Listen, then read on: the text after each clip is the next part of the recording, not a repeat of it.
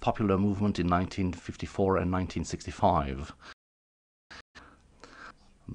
Before and after the independence in 1971, those developed the like-mindedness between the Khalifa and the British governments led to full erodation of the traditional legitimacy of the prevailing dynasty.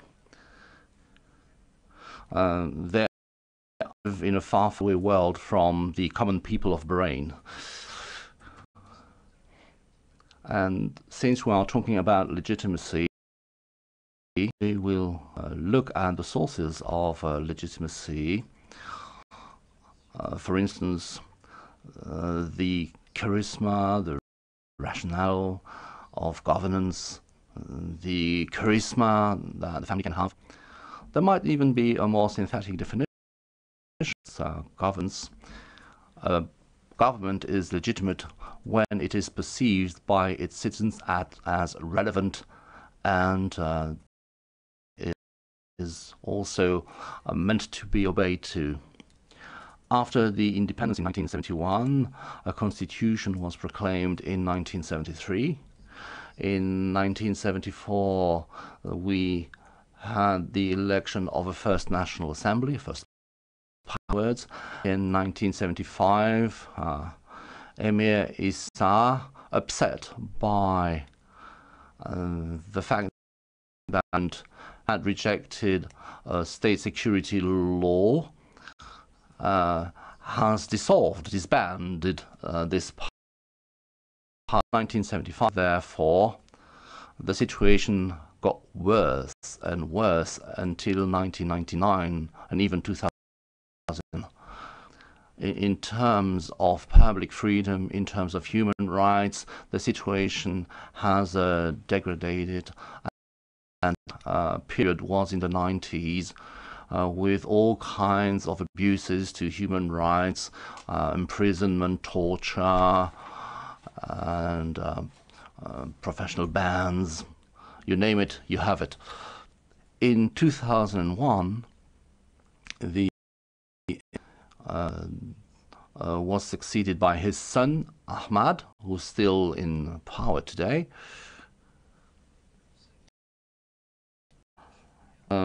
He tried to become quite appealing to exiled people, them to come back to Bahrain and to discuss a so-called National Charter for Reconciliation. After some discussion, this National Charter was adopted by 98% of the population. Discussion focused on very important topics. For instance, it was agreed that the future regime would be a democratic one, that it will ensure the separation between the powers as the presence of people's sovereignty. At the time, it was thought that Bahrain would the group of dictatorships where people would be shot at by the army, where intellectuals would be exiled, since 1% of the population was in jail, more or less. This National Charter had been discussed and agreed by the Emir and by the opposition to lead to a historic compromise. The regime was meant to be a monarchy as long as this was a constitutional monarchy. It was also agreed that the Khalifa family would have a lot of executive powers as long as real legislative space for democracy would be guaranteed and created. 1 year later, unfortunately, on February 2, and we were there in Manama on that day, this was the anniversary of a vote on the National Charter, and you'll see that everything will revolve around this date of February the 15th. So we were there to celebrate this first anniversary through a conference on democratic development in Bahrain, and again, the regime issued, or rather passed, a law under which the emir self-proclaimed himself as a king and said that the 1973 constitution was cancelled and substituted with a constitution that made for the king, and that was co-written by the Brits, I was told. It was perfectly anti-constitutional. And this constitution would grant all the powers to the Khalifa family and no longer to the people. The king would not just appoint ministers, but he would also have the possibility to oppose any law from the parliament. He could appoint half of the so-called MPs. The other half of the MPs would be elected through some gerrymandering procedure. And the king would also appoint all the members of the Constitutional Court and appoint all the judges. I'll let you just imagine what it can be like, a country where all the judges are appointed by the king.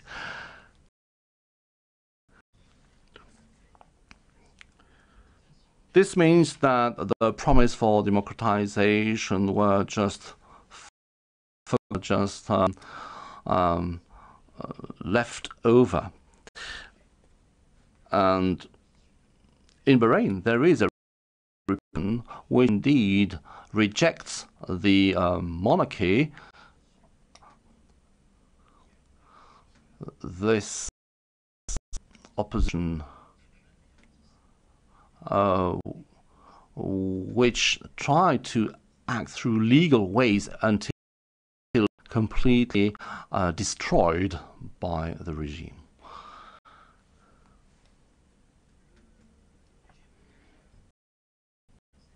So the regime organized elections in 2002. The legal opposition didn't run up for those elections, and again elections were organized in 2010. 2010 is a very important year because this is the last time until now that we've seen elections where all parties would run. So the legal opposition in 2010, listen to me carefully, in 2010 only one party, Wifaq party, gathered 64% of all the votes by the Bahraini people. A large turn up in the polling stations, which means that the Al-Waq would account for 2/3 of the vote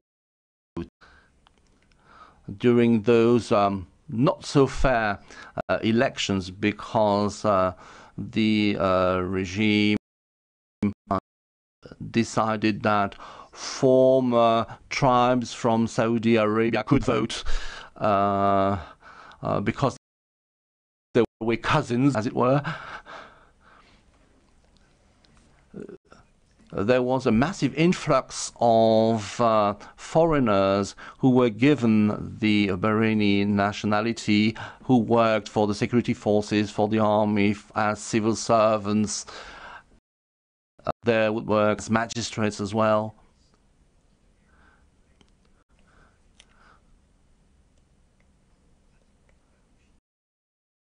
Shiites in those circles, and those foreign people would get a passport as well as the voting right. Wefaq had 64%. The second opposition party, WAD, which was a secular party, nor Sunnite nor Shiite, but gathering activists from also gathered 6% of the votes. In principle, they should have had one MP out of the 40, but they didn't receive the seat again because the military forces were allowed they wanted. So Khalifa had a way to send buses of military staff to go and vote in one constituency or another constituency, just to prevent members to be elected. And this actually demonstrated that the rejection of any attempt to become a democratic country, and also rejection of a party as well. So 64% for al-Wefaq, 6% for Wad. So the legal opposition parties all gathered more than 70% of the votes, and this evidenced the fact that this, which thought it was legitimate, was in a minority in its own country, and that the so-called looking down a bit at them, as it were, the so-called opposition was actually the majority that should have been in power, that should have been in command of the country.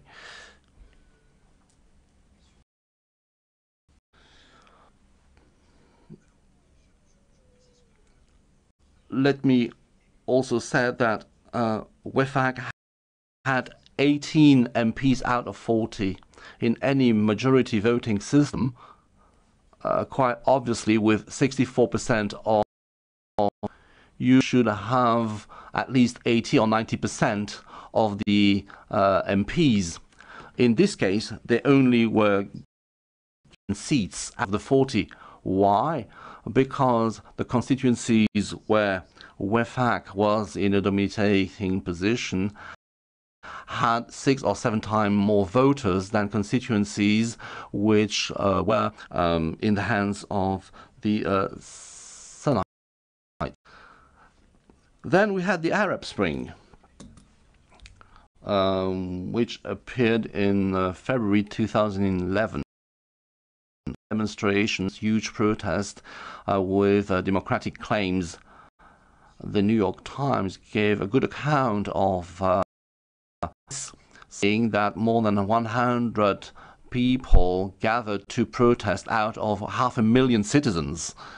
So 1.5 people would protest. On March the 3rd, 2011, the civil society representatives engaged into a national dialogue. Salman, the Air Prince, set up a dialogue agenda including the fight against bribery and corruption, the creation of a true parliament. Incidentally, I didn't mention bribery and corruption up till now, but I must say that it has a huge weight on the national finances. I also said that there would be a true effort in order to reduce some religious tensions. So that was on March the 13th. But at the same time, on the 13th of March, a long column of armed vehicles from Saudi Arabia crossed the bridge between Saudi Arabia and to invade the country and to strengthen the parliament, or to strengthen the Falklands in the all public freedoms were suspended. There was a real public state crackdown on were killed, others were wounded, and the national dialogue was never never really came into existence. So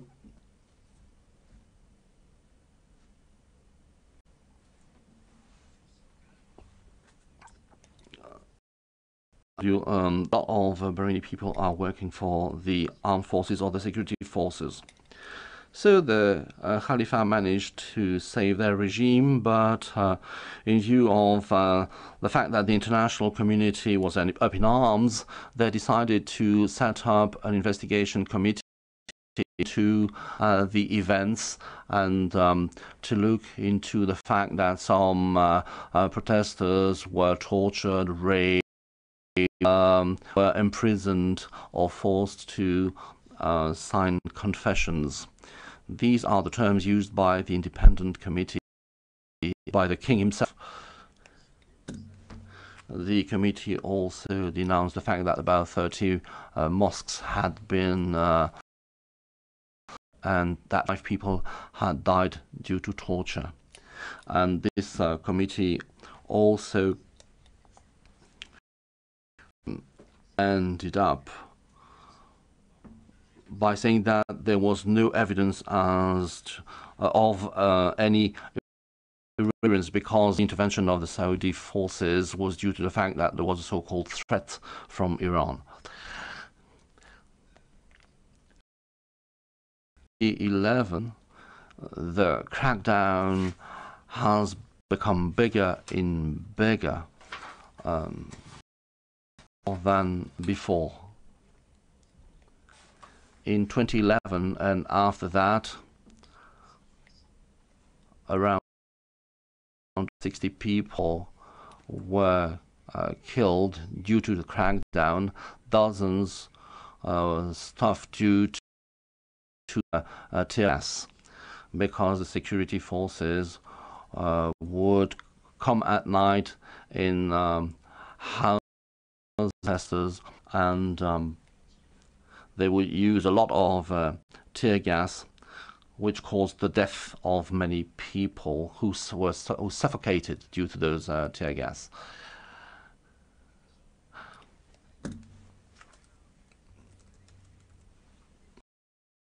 We will talk a lot about human rights here, but what should be clear is that since 2011, what is happening there and that we are going to describe today is to be understood in this regime has decided to destroy, to get rid of, to wipe out the opposition in such an obvious way. And the government sees itself as so legitimate that there is no need for opposition, and therefore opposition should no longer exist.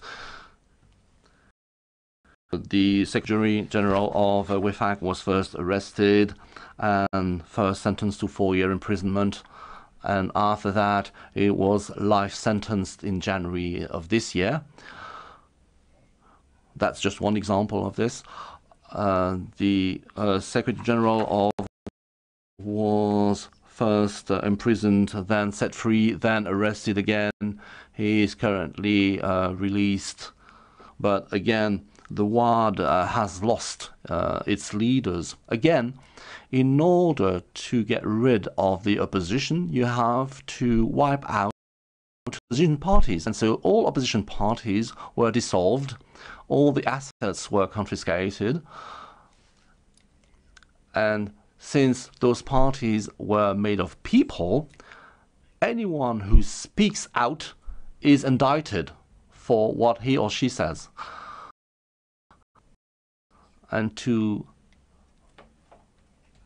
all the members of the legal parties who were part of the opposition last year and even since the year before, those parties are banned, and the members of those parties no longer run up for elections.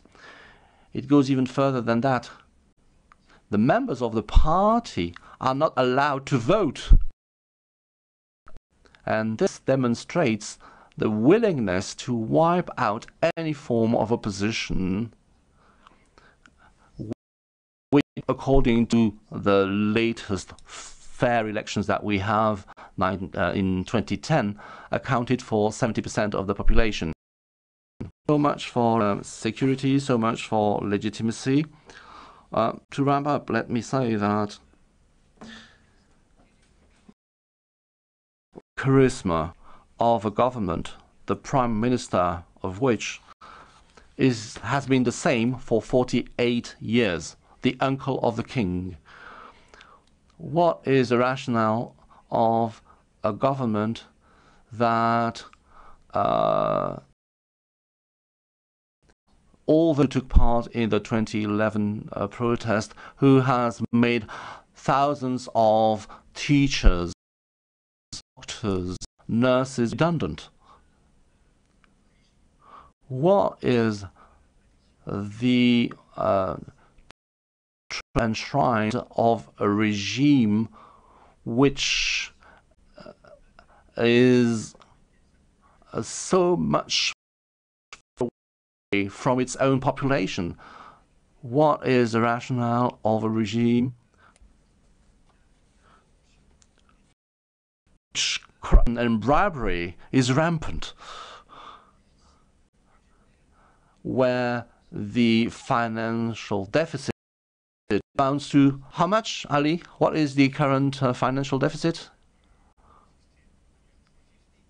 So 15 millions. So whatever the amount. Mark, please, could you wrap up? Yes, okay, I'll wrap up.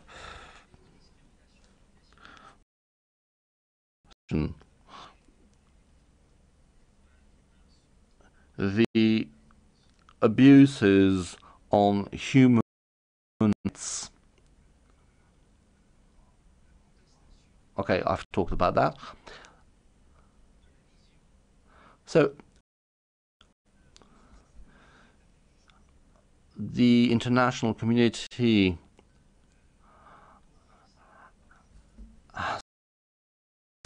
Zaida Hussein, the High Commissioner on Human Rights, has been said to be insignificant. Bahrain repeatedly accused in Geneva by the UN Committee on Human Rights, and the Foreign Affairs Ministers of Bahrain said that the UN High Representative on Human Rights was so here we are in a situation where the opposition has been totally destroyed, totally annihilated the regime, and I think that it is against this background that we need now to discuss about human rights offences and abuses. It was very long but very useful. Thank you. C'est toujours la faute des autres. Quand ça va trop vite, ça veut le dire, vous inquiétez pas. Look, I'm sorry he took so long. Bill, I know you'll be shorter, more to the point. But I'm not being rude. What Marc has done is set a scene to provide Bill the opportunity to express an element or a particular element of that repression. Over to you, Bill. Thanks, and thank you, Mark. Excuse me, that was really, really useful. Yeah, thank you, Mark. That was very, very useful. I want to talk about political exclusion and citizenship stripping. In addition to the security forces and the military, these are the elements that Bahrain is using quite effectively as weapons of repression. Do you think it's question? He needs water. Thank you very much. It seems like it is. So bear with me because I'm going on something that happened in the United Kingdom just last week. The decision by the Home Secretary to strip the citizenship of Daesh supporter Shamima Begum highlights the determination of states, democratic and authoritarian, to use political exclusion and citizenship removal as punitive weapons. This is usually justified under the broad umbrella of security. I don't know if Shamima Begum constitutes a security threat, though I rather strongly doubt that she does. I do know that at the age of a child, she and two of her schoolmates were effectively brainwashed by skillful terrorist predators. Sadiq Khan, the mayor of London, in decrying the Home Secretary's decision, commented, "This could affect millions of Londoners of dual or immigrant heritage and anyone who may be eligible for citizenship. Such a judgment hasn't only exposed how insecure the citizenship rights of these people are, it has called into question what it means to be a citizen of this country at all." Now, the mayor's response reminded me of the position adopted by the Canadian Prime Minister Justin Trudeau. When Trudeau and his Liberal Party swept to power in October 2015, his new government quickly delivered on a promise of legislation that allowed citizenship stripping for those convicted of terrorism-related crimes. It was in a televised debate during the election that the relatively unassisted Trudeau showed his mettle on this crucial matter. The then Conservative Prime Minister Stephen Harper had posed the question, why should terrorists and not lose the right to Canadian citizenship? To Harper's question, Trudeau replied, "A Canadian is a Canadian is a Canadian, and you devalue citizenship of every Canadian in this place and in this country when you break down and make it conditional for anybody. A Bahraini is a Bahraini is a Bahraini, and the citizenship of every Bahraini is devalued by the sustained campaign of the regime to strip citizenship from those who have the temerity to disagree, who dare comment and criticize, who call for peaceful change when such change is urgent for the benefit of all Bahrainis." Thank you. The number of Bahrainis who have been stripped of citizenship is now approximately 900. That's a population of 650,000 people. Now, to put that into perspective, that's the equivalent of stripping nearly 1 million citizenship. It's a staggering number. Like Stephen Harper, the former Home Secretary, now Prime Minister Theresa May, is also a key stripping citizenship. On her ministerial watch, 33 Britons lost their nationality on the basis that to take it away was, quote, conducive to the, that is, they were deemed to be terrorists or terrorist sympathizers. The use of citizenship stripping by Western democracies as a punitive measure against convicted of or suspected of committing terrorism offenses, legitimate though the threat may be, gives convenient cover to regimes far less rule of law. Using the UK as an example of best practice, repressive states have stepped up the revocation of citizenship for opposite politicians and religious leaders. The claim is that these actions are all part of a global war against terrorism. Rather, it is a systematic campaign to trample the rights of citizens with impunity, one that is given a virtual carte blanche by take Bahrain, Britain's island ally in the Gulf. In November 2012, a little more than a year after a largely peaceful program had been brutally suppressed, the Bahraini government issued a list of 31 individuals who had lost their citizenship for, quote, undermining state security, including former MPs, members of the opposition Al-Wafaq Society. Wafaq was later banned, and the leader, Sheikh Ali Salman, is serving a life sentence after being convicted on patently false charges. Amnesty International and other human rights organizations have consistently argued that the only reason for the revocations was to silence critics of the regime. We urgently call on the Bahraini authorities to rescind this frightening and chilling decision, said Amnesty. But the regime was not listening. In 2015, another 72 names of individuals deprived of citizenship were released. This time, however, human rights defenders, political activists, and other former opposition MP were jumbled together with violent protesters and 22 alleged Daesh or Al-Qaeda supporters. In a lengthy charged by the Ministry of Interior, all 72 stood accused of, quote, belonging to terrorist groups fighting abroad. Other alleged offenses including defaming brotherly and, quote, spying for foreign countries and recruiting a number of persons through social media. No evidence was presented to justify the charges, nor was any effort to distinguish alleged terrorists from peaceful oppositionists. By the end of 2015, the number of people who lost the right of citizenship had risen to at least, activists claiming the number to be more than 300. And nearly all were peaceful critics. Since the beginning of January this year, 40 citizenship, bringing the overall total to 849 thus far. That's a shocking statistic, and it shows how dramatically in the past 2 years the regime has accelerated this pernicious and despicable practice. Those who've had their nationality revoked are rendered stateless. They must hand in their passports and ID documentation and apply for a residency permit as a foreigner or leave the country. Individuals who have not been granted a residency permit have been charged with, quote, illegally residing in Bahrain and given deportation orders, according to Amnesty. Meanwhile, sweeping law wide reasons for which an individual could have his or her nationality revoked.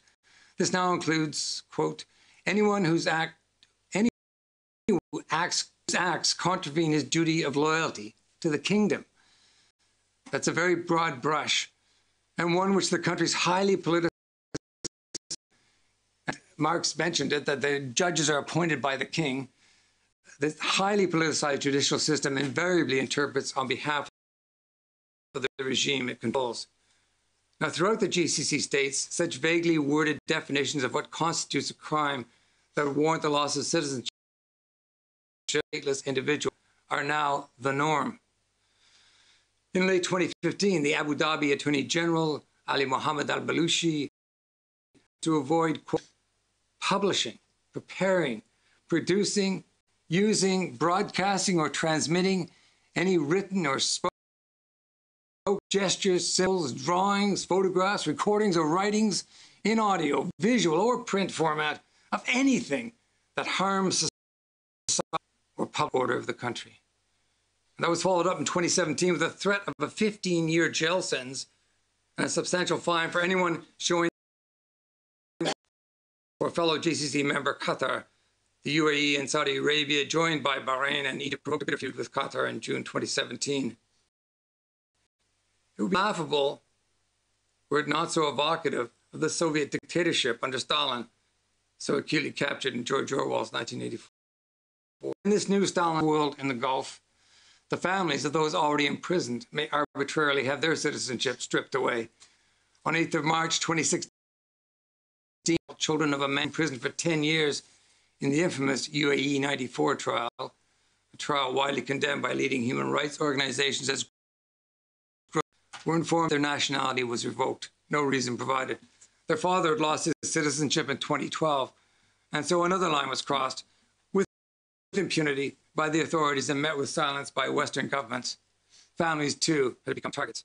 So, too, had religious figures. In Bahrain in June 2016, authorities removed the citizenship of Sheikh Issa Qasim, an Ayatollah and spiritual leader of the majority Shia population. The Sheikh stood accused of using his position to serve foreign interests and promote, quote, sectarianism and violence, according to a statement from the Ministry of the Interior. It is the case that Issa Qasim, a critic, has been a long-time critic of the government and the ruling family, and had called frequently for greater civil and political rights for Shia. But that's no good reason for removing his citizenship and threatening to make him stateless. At the time, the United States was alarmed at the decision, with the State Department spokesperson noting Washington was unaware of any credible evidence to support the removal of citizenship. Subsequently, of course, under President Trump, such expressions of concern are utterly lacking. Indeed, and the current Secretary of State, Mike Pompeo, have given a green light to extreme human rights abuses in the Arab world. And Trump has instructed Pompeo to remove of another so-called Daesh bride, Hoda Muthana. The right to a nationality, which must not be deprived arbitrarily, is enshrined in the Declaration of Human Rights and the International Covenant on Civil and Political Rights, to which Bahrain is a signatory. The UAE is not. Nonetheless, international human rights law prohibits arbitrary deportation and the exiling of persons from their own countries. The Bahraini and Emirati governments are blissfully untroubled by such concerns. And though the regimes may have lost the example of Canada, they would appear to still have a very staunch friend in Theresa May and the government of the United States. It would be reassuring to think that the world's oldest democracy, stealing a page from Canada, one of the younger, would simultaneously end its own citizenship stripping while denouncing the same practice in Bahrain, the UAE, and elsewhere. Regrettably, the decision on Shamima Begum shows that the UK government remains wedded to it. Everywhere one looks, or one chooses to look, democracy in the time of Trump is under siege. Yet, so urgently needs to be defended, it is being further debased by an odious practice. Removing citizens' nationality, stateless, where it happens, demeans us all. Thank you. Thanks. Thanks so much, Bill. Next, we have Ali Al-Aswad. He's introduced himself already.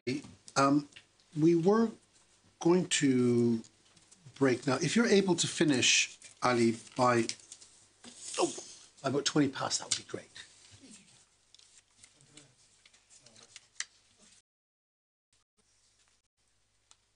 I just need the mic now. Well, thank you very much. Good afternoon, everyone, and thank you for having me here today to speak on team panel. I'd like to begin by stating clearly that when thousands of people took to the streets in Bahrain in February, they primarily stood for a more inclusive and democratic system. Yet, as I speak to you today, 8 years later, Bahrain is less inclusive than ever, less democratic, more dictator, and more. And two colleagues, Bill and Mark, they've given a lot of examples about how repression is increasing in Bahrain, and lastly is about the stripping the nationality, which has been addressed by Mr. Bill. Given how bad the starting point was, it should be evident this is just how bad the situation is in Bahrain today. To give some context, it's worth looking at the recent history in Bahrain, a history with two major themes that run parallel and explain much of what exists now. On the one hand, a tribal ruling family obsessed with a clinging on to power, and on the other, people constantly standing up for their rights and demanding reform. Although Bahrain's uprising was unmissable across social media in 2011, it was by far the first time we've seen large-scale country as far back as the 1920s, which was mentioned also by you, Mark, here. Civil society began to emerge in Bahrain with various waves of political movements, always met with repression. Notably, in the early 1990s, another movement, 1994, another movement, and culminated at the turn of millennium following by the death of Amir and ascensions to the throne of the King Hamad. He promised as a set of reforms that would finally allow for legalized opposition as part of his 2001 national charter under the banner of political societies, although parties remained banned. Over percent, which is exactly 98.4% of the population backed this charter, and of course that's because of the opposition were supporting and backing this charter. In a referendum, 2001, offering a new hope that Bahrain toward change. However, those hopes were dashed a year later when that were implemented were far less ambitious than had been promised, and crucially, the unelected chamber of the parliament would hold as much power as the elected one. In truth, it holds Shura Council, which we call it Shura Council. Following this backwards step, the opposition refused to participate in the 2002 elections, although did join in the subsequent years of 2006 and 2010. In 2006, Al-Wifaq, which I represent, the main opposition societies, this is the official name in Bahrain, which is party, won 17 seats of 40 seats and increased this to 18. 4 years later, where I was also elected. Two things I note here.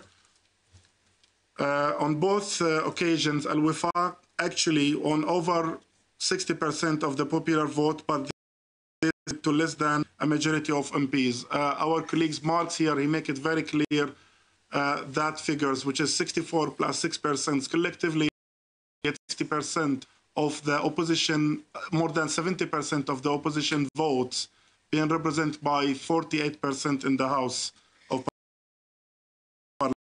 This is not accidents and products of how the voting districts were gerrymandered, especially to deny opposition in Parliament. The second thing to note is the very limited scope the lower chamber held at that in Parliament. We were constantly frustrated at being unable to even question ministers, and to hold the ruling family to account. And nowadays it's impossible even to go beyond that to question a minister cabinet not from the ruling family, because there is also a committee where they have to look into the questions and to see whether this question is legit, okay or not. So I don't know what that committee is for. Nevertheless, we hoping to make small changes where we could. Notably, our work resulted in a large-scale corruption investigations, although ever came from that in the way of convictions. In February 2011, of course, everything changed. Following the brutal crackdown on the protesters, mass arrests, workers began sacked, the use of torture and more. We 18 MPs from Al-Wifaq resigned from Parliament. Some of my colleagues were arrested, among of them today Sheikh Hassan in Sitra village, where the majority of the Shia represented there. He was given 10-year sentences, a threat to his political activist during the parliamentarian period.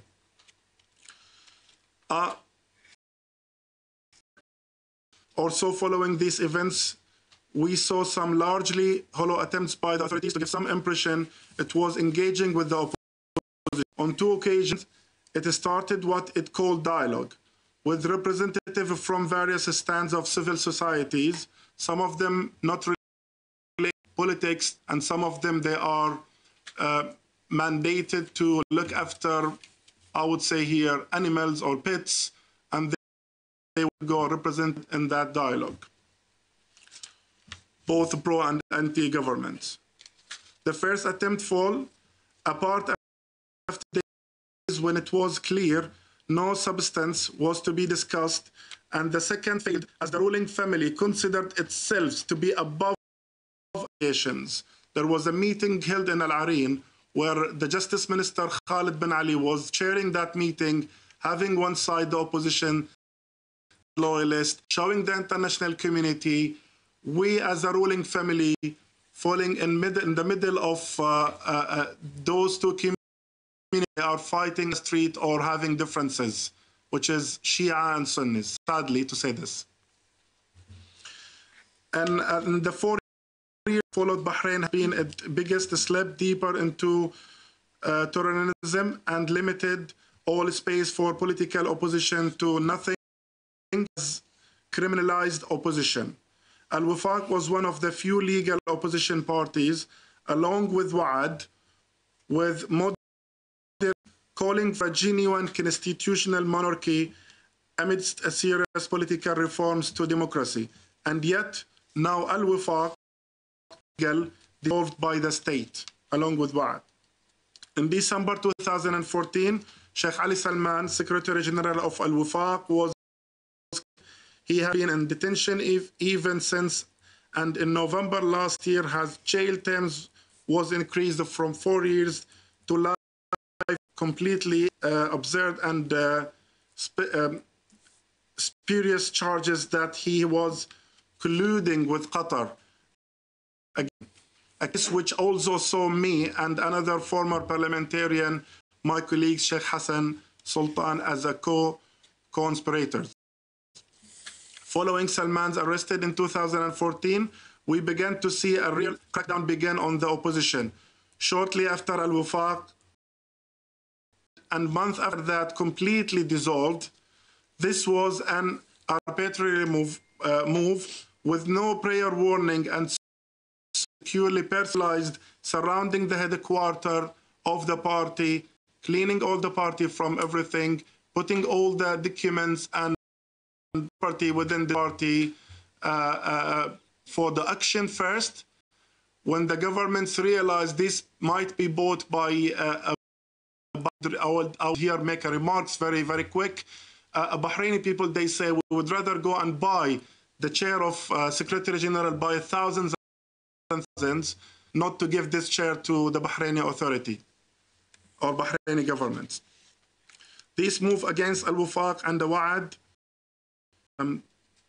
the same experience was dashed out to Wa'ad, a leftist opposition societies who were also dissolved.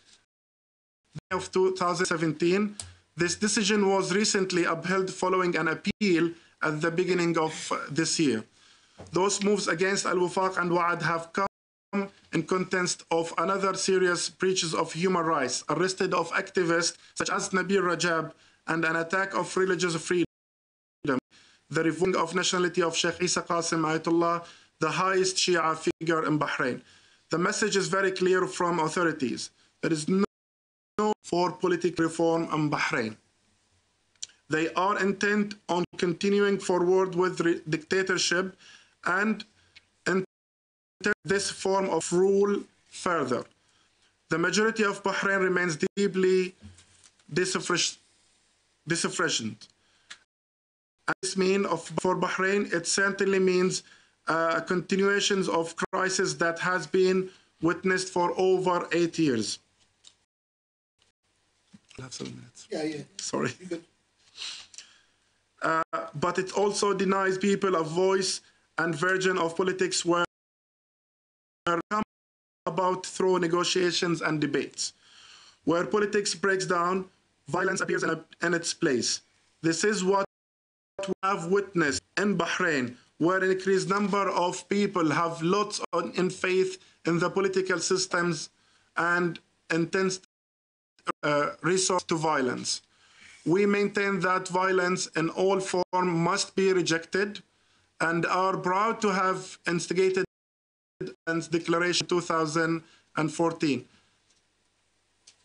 unequivocally underlining our adherence to peaceful protest at all times and to openly speak out against any act of violence that take place in the name of the opposition. But we also believe that the best way to avoid violence is to start various negotiations, empower people to see that change can happen. Voices are not lost. People now, while we are holding this event, tweeting, asking questions, what is next? What is after this event? Especially, particularly this event. And so this is where we are today. No space for opposition. Or worse, for those who speaks out and the ruling family that simply will not listen to its people. Our position remains constant as it has since day one. We need a serious and meaningful dialogue between the opposition and the authorities. The way out of this crisis. The need is clear, yet it is constantly rejected, and this need from the international community and especially the European Union. We need Bahrain's allies to understand that this situation is no use to everyone. It creates uncertainty and instability and makes the region a more dangerous. As much as this is bad for the people of Bahrain, so to its allies. We call on the European Union and its member states to push Bahrain towards speaking with the opposition and to send the messages that if it continues this path, it will not simply be business as usual. Whatever else happens, business as usual is a green light to Bahrain press. Example being given by my colleagues below is completely true. I was attending a meeting with High Commissioner 3 years, 4 years, and he was telling the same thing what you just said, Mr. Bill here. When international community, European Union countries such as our United Kingdom strip its people nationality, that gives the green lights to our authority in Bahrain to do the same. I'll say here, easy time.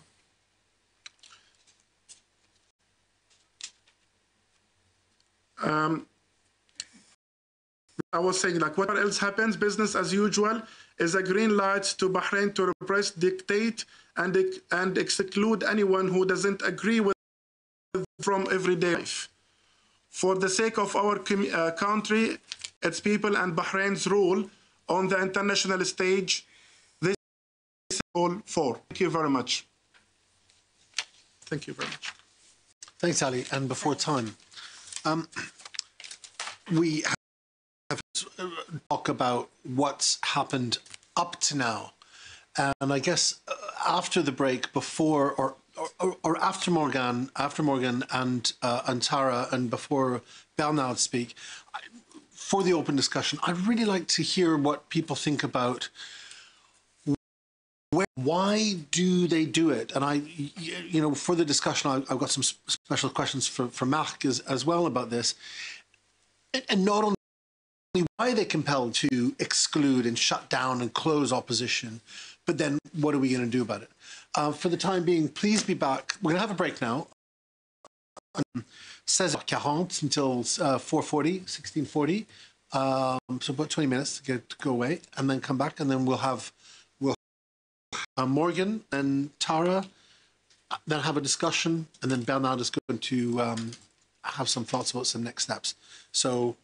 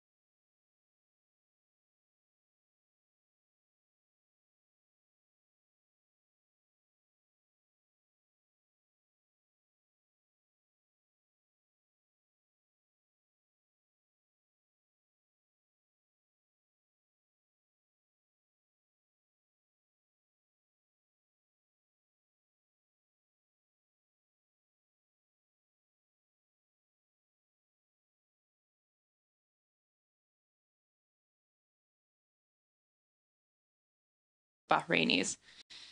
It's no secret that No Peace had raised some points of concern.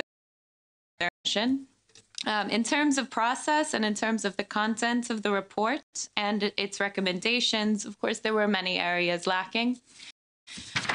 The main issue for us was the disconnect between some of the recommendations and the report itself, and what it had found had taken place, including the political repression and the recommendations which sought to address those.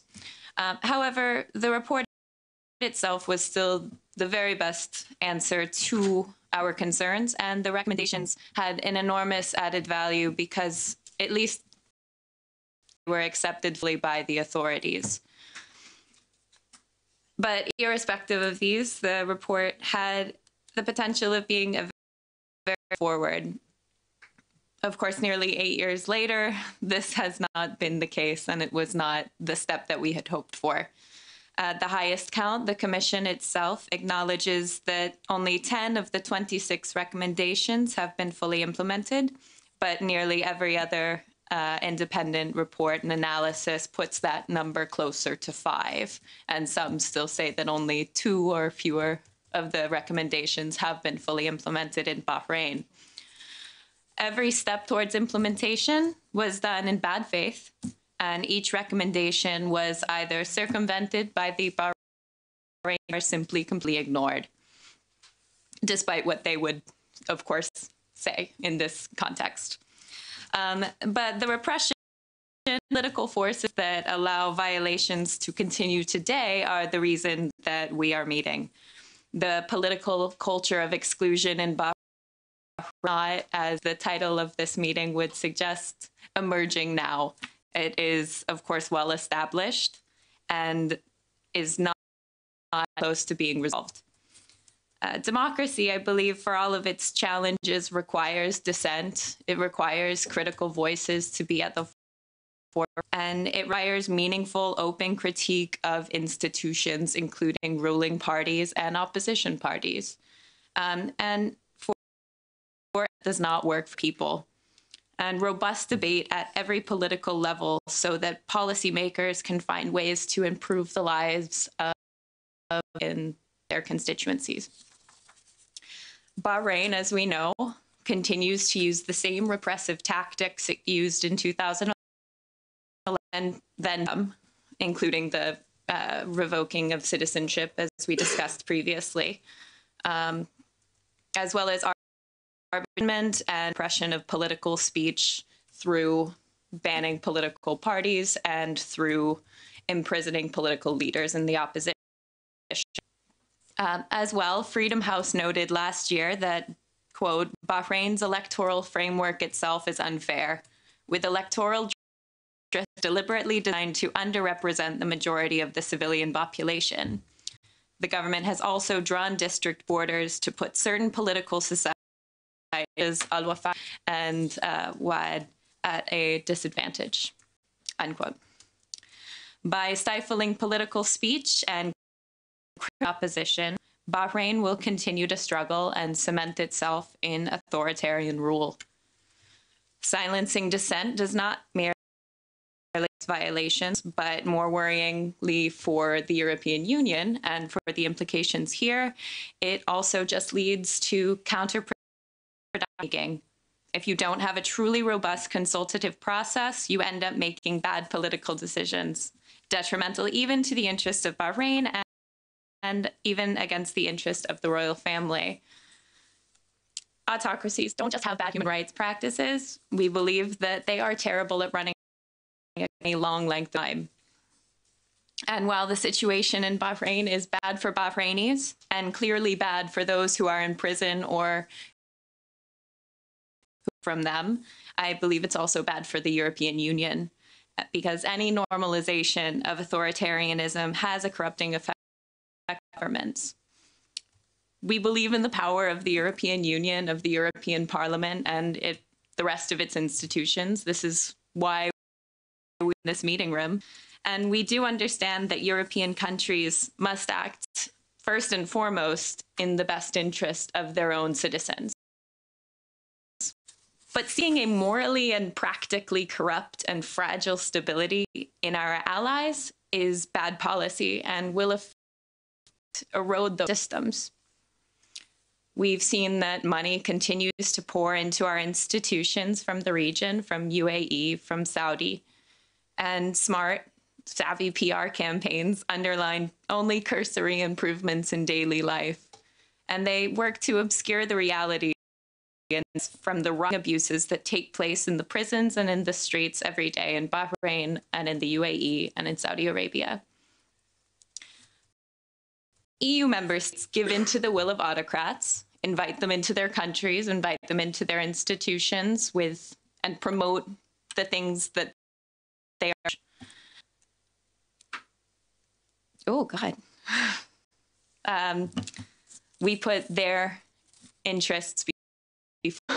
So, at the same time, however, we are assured every day that there is a level of quiet diplomacy in place between our leaders and theirs.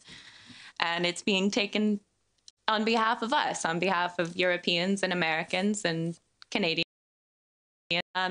promotion of our values in place of sanctions and outright condemnation. But by that, it's clearly not working, or it is not actually being done in the way that we understand it. This effectively works critical voices here and in Bahrain and undermine them. In Europe, we claim to value and respect human rights above all, and the reach of peaceful, explicitly nonviolent dissent. And I believe the opposition should be commended in its for the nonviolence of the protests and of the work to support democracy. This should be in all of our allies. And if we tolerate this sort of abuse in our partners, we have no basis to expect them to be respected here. And we risk the trust of our international partners who do respect them when we say anything about human rights anywhere, including within our own border. But I believe, and No Peace believes, that with a concerted effort, we can prevent this and put a stop to it.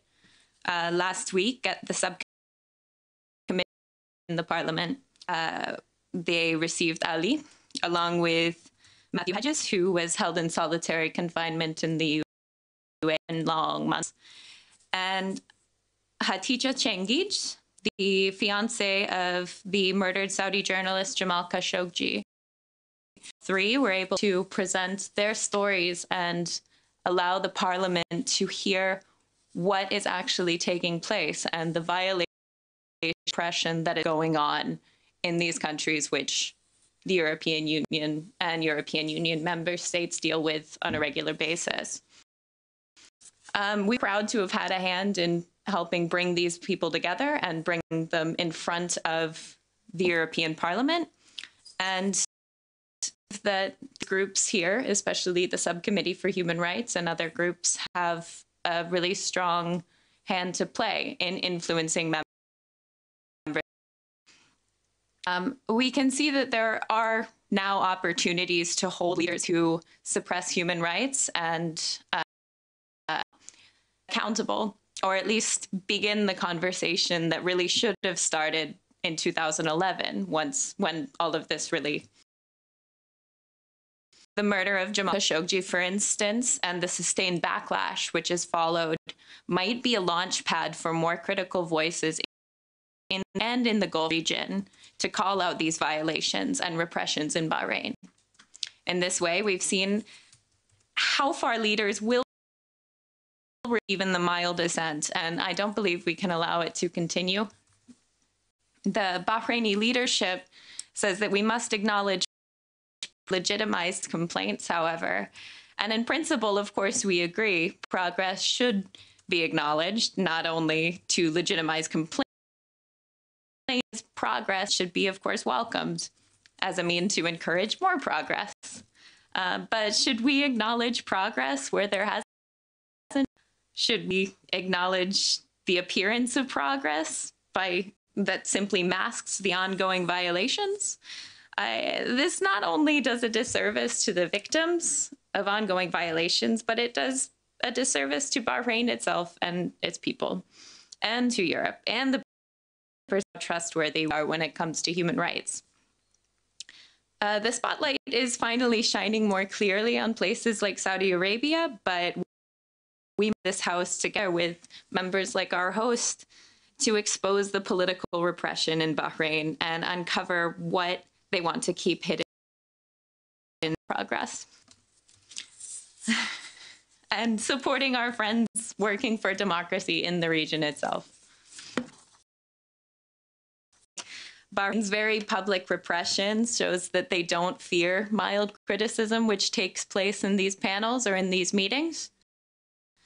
But the international community is working and should continue to work, especially in the European Union and in its member states, to demand that immediate and concrete steps are taken to hold all of the authorities accountable and to comply with their obligations under international human.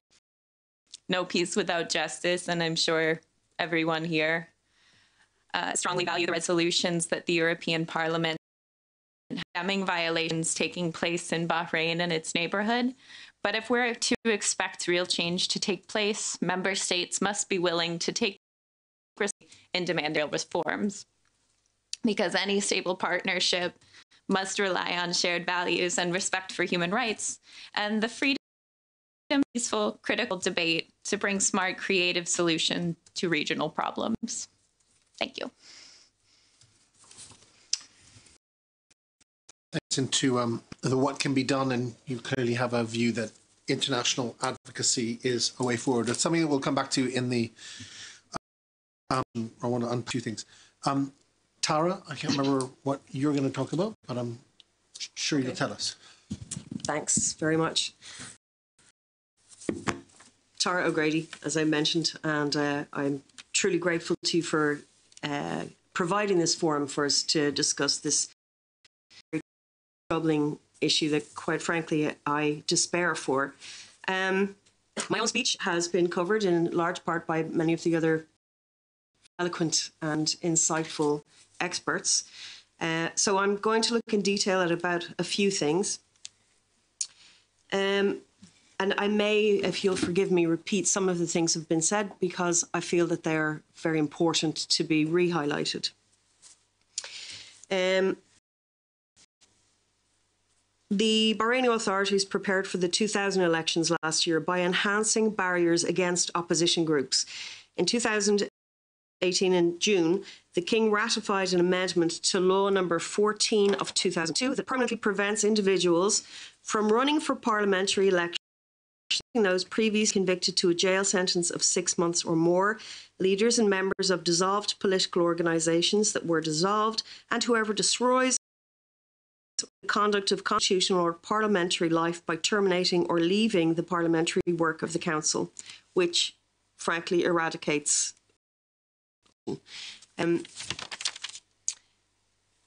With regards to publicising the elections, the Bahraini authorities announced its plan to take extensive security measures during the election period and warned NGOs not to use activities to support candidates for legislative and local council as per the law. As the only independent Wasat was forced to shut down in 2017, voters inevitably relied on government-controlled media that provided partial and biased information to the ruling family and authorities. According to a joint report published by Salam with 2 other NGOs, among a total of 2,070 media items from 4 state newspapers between 20th of October 2017 and 21st November 2018, the percentage of opinions that could be characterised as opposing the electoral process was found to be 0%. I just want to mention someone's name. Karim Fakhri was murdered by the state. He was the editor of the Al Wasat newspaper. And the regime came to his home to search for his son by the authorities. They turned over his house and destroyed a lot of his property. And then when he went to make a complaint, he was told to come back the next morning, which he did, and then his body was given back to his family 3 days later. Now his two sons are in prison for, allegedly, for terrorism activities. Cousins. His cousins. Karim Fakhrawi's, Cousins. yeah, but they're his adopted sons. The authorities, sorry, now I've lost train of thought, 1 second.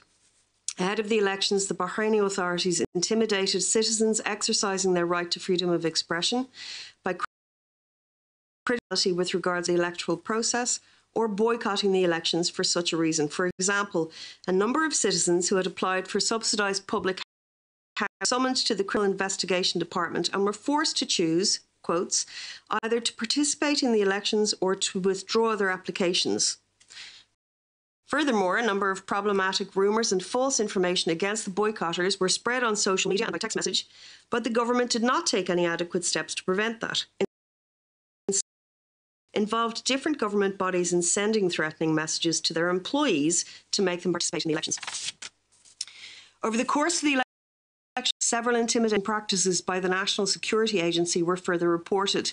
A candidate was forced to withdraw from the elections after revealing unfair electoral conducted by the authorities, such as the removal of voters from certain constituencies through gerrymandering. Several others were interrogated and threatened with criminal if they did not withdraw from the elections.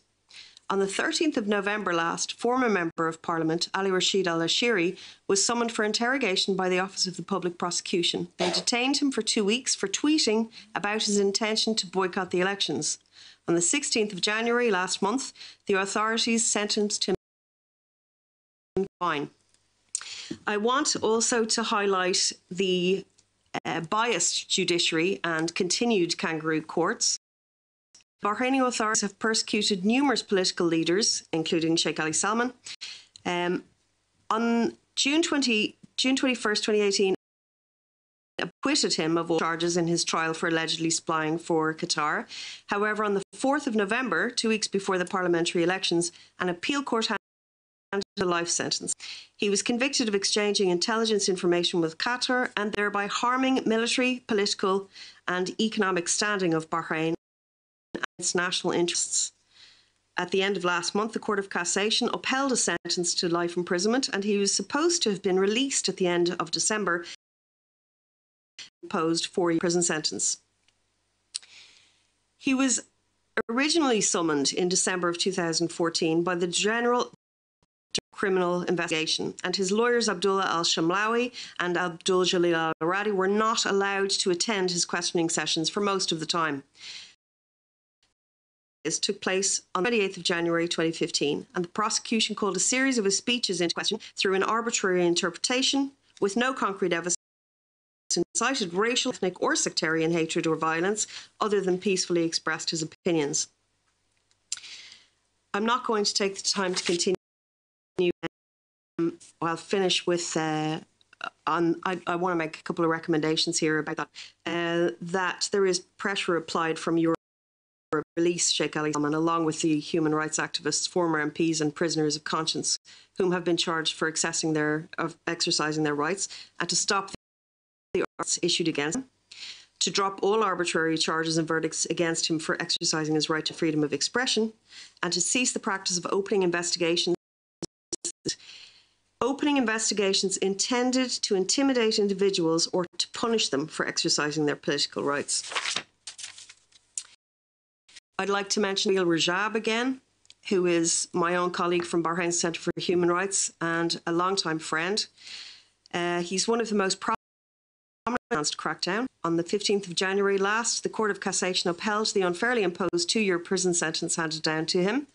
Lower courts had convicted him of prestige, spreading false news and rumours, citing comments he made in Irish television interviews.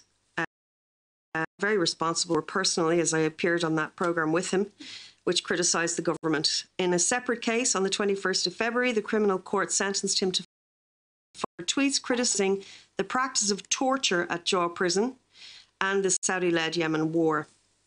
On the 5th of June 2018, the appeal court, then on 31st December, the Cassation Court, the country's highest court, upheld this unfair 5-year sentence against him. His case represents freedom of expression in Bahrain and a concerted attack on human rights defenders. He has called me from prison a number of, as of this week, he's in a 2-man cell with 10 people in it, 7 of whom are from Thailand, and they don't speak Arabic. Communicate with them. He's managing to hold on to his dignity and his sanity nonetheless. Of the criminal court being used, they sentenced Dua Al-Wadai to 2 months imprisonment for allegedly institution.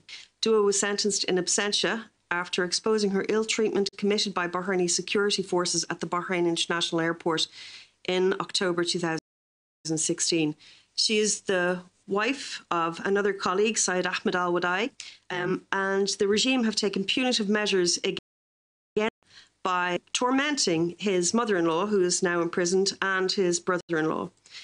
On the 25th of June, Bahrain's 4th fairly convicted Naja Ahmed Yusuf to 3 years imprisonment for possessing and acquiring a means of recording used or prepared to be used for broadcasting support and praise for the overthrow or change of the political system through illegitimate means. She was arrested in 2017 for her criticism of the Bahrain. On 17th July 2016, Nazia Saeed, Bahraini journalist for French news outlet France 24, Carla Dalia, was summoned by the Bahraini prosecution on charges of practicing journalism without prior permission from the Ministry of Information Affairs. On the 17th, the appeal court upheld the fine imposed on her, and this was in retrospect in May of 2011. She had been police due to her coverage on the peaceful protests earlier that year, and she was severely tortured and humiliated by police officers. Moreover, in June 2017, the Ministry of Information Affairs ordered Al Wasat, as I mentioned, the only independent media in Bahrain, to cease publishing in print and online. It was accused of aggravating social division and defaming a sisterly Arab country, referring to a co-ed about protests in Morocco. Currently, 166 out of 180 countries on the 2018 World Press Freedom Index. To name a few cases of arbitrary revocation of citizenship. People are accused of being involved in terrorist groups or receiving support or importing and possessing weapons.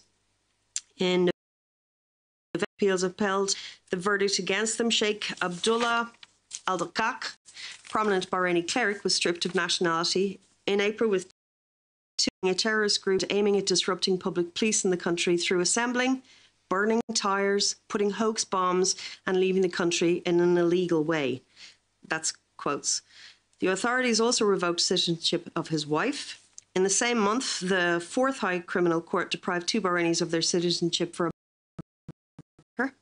in June 2016, while one of them received a life sentence. On 27th December, the same court revoked the citizenship of 11 defendants with relation to an explosive storage revealed in Nuweidat.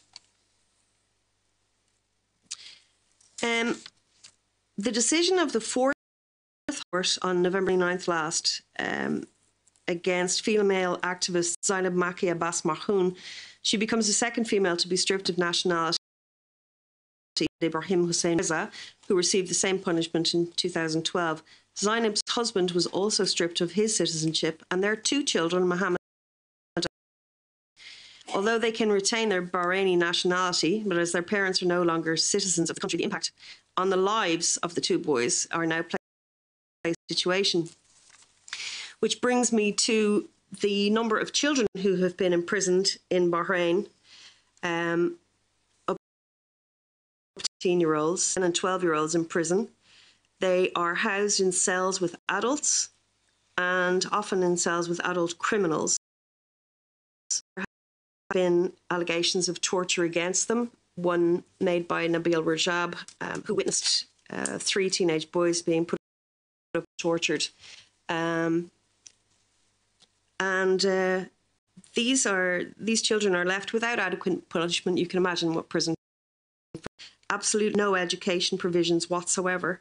And these generally are reprisals against their parents and their parents' activities.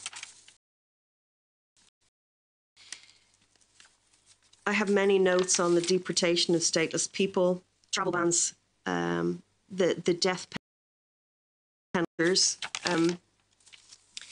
And really, I want to move forward before I close onto recommendations. We had been looking at the animal piece by piece and trying to highlight of the subversive measures taken against people. So we looked at tear gas, and we had some tear gas taken out of Bahrain, some samples, 5 of them, and I had them tested in Trinity College by the head of the chemical department. And it was stronger than regular CS gas. That issue hasn't gone away. They are continuing using tear gas, no matter how much we spoke against it. They're continuing to use tear gas as a method of communal reprisals. They fire tear gas into people's homes. They fire tear gas into the cells. Again, with, you can imagine 10 men in the cell as opposed to 2. We did reports on medical neutrality because 4 had been arrested and tortured. We appealed for them to be released. Only recently has the last member of that group been released. But it brings into question the ability of the Department of Medicine to actually meet the needs of the populace in a way that's professional. They couldn't have surgeries because all of the experts had been removed. The who had been taken from protests, if they presented themselves at hospital, they were handcuffed to the beds, hackled, and then were immediately arrested and taken into prison after their hospital treatment. The Ministry of Defence disorder note all medicine for the country. So with so many people who've been tortured and have been invited to seek psychiatrists and counsellors who are provided by the government, and I do know that people are just hand over fist being prescribed antidepressants without sufficient observation and care. If the Ministry of Defence decides to not make purchase orders and people are removed from psychiatric medication, it leaves a very, almost, well, really frightening. That reminds me of when Hungary opened the doors of all its lunatic asylums a number of years ago and just left people out into the street. Quite a mental crisis. And these are people who are clearly enduring the situation and despairing badly. We looked at the torture of men and women, and all of the people that we interviewed were men for this particular report that we did. And in hindsight, if this is what they're doing to the men, can you even imagine what they're doing to the women? And the women can't talk about it. They can't. It brings shame. And then asked by their families not to speak about it. Thank God for women who do. Sam Al-Saya is a friend whom I worked with in Beirut and in Geneva. And then 2 weeks after I was working with her, she brutally abused in a very humiliating way, and her husband encouraged her to speak about it, and she did. And she's now a resource and who have experienced these things, and she holds so much information inside her. But you know, she needs. So I was saying that we looked at all of these things individually, including the quality of education, because they eradicated all of the intellectuals and professors and teachers and replaced them with student teachers who were less qualified than the people that they were teaching. Their ongoing issue in Bahrain. So we eat an elephant piece by piece, but this monster is so huge to look at and enabled by predominantly Britain and the United States, both of who hold military headquarters.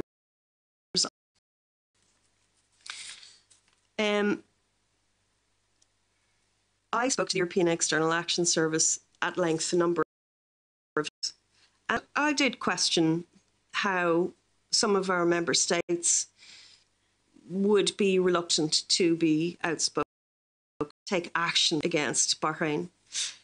Now one of those member states is leaving, and I'm encouraged to know that my citizens here in Europe will possibly be in a stronger position to be more outspoken.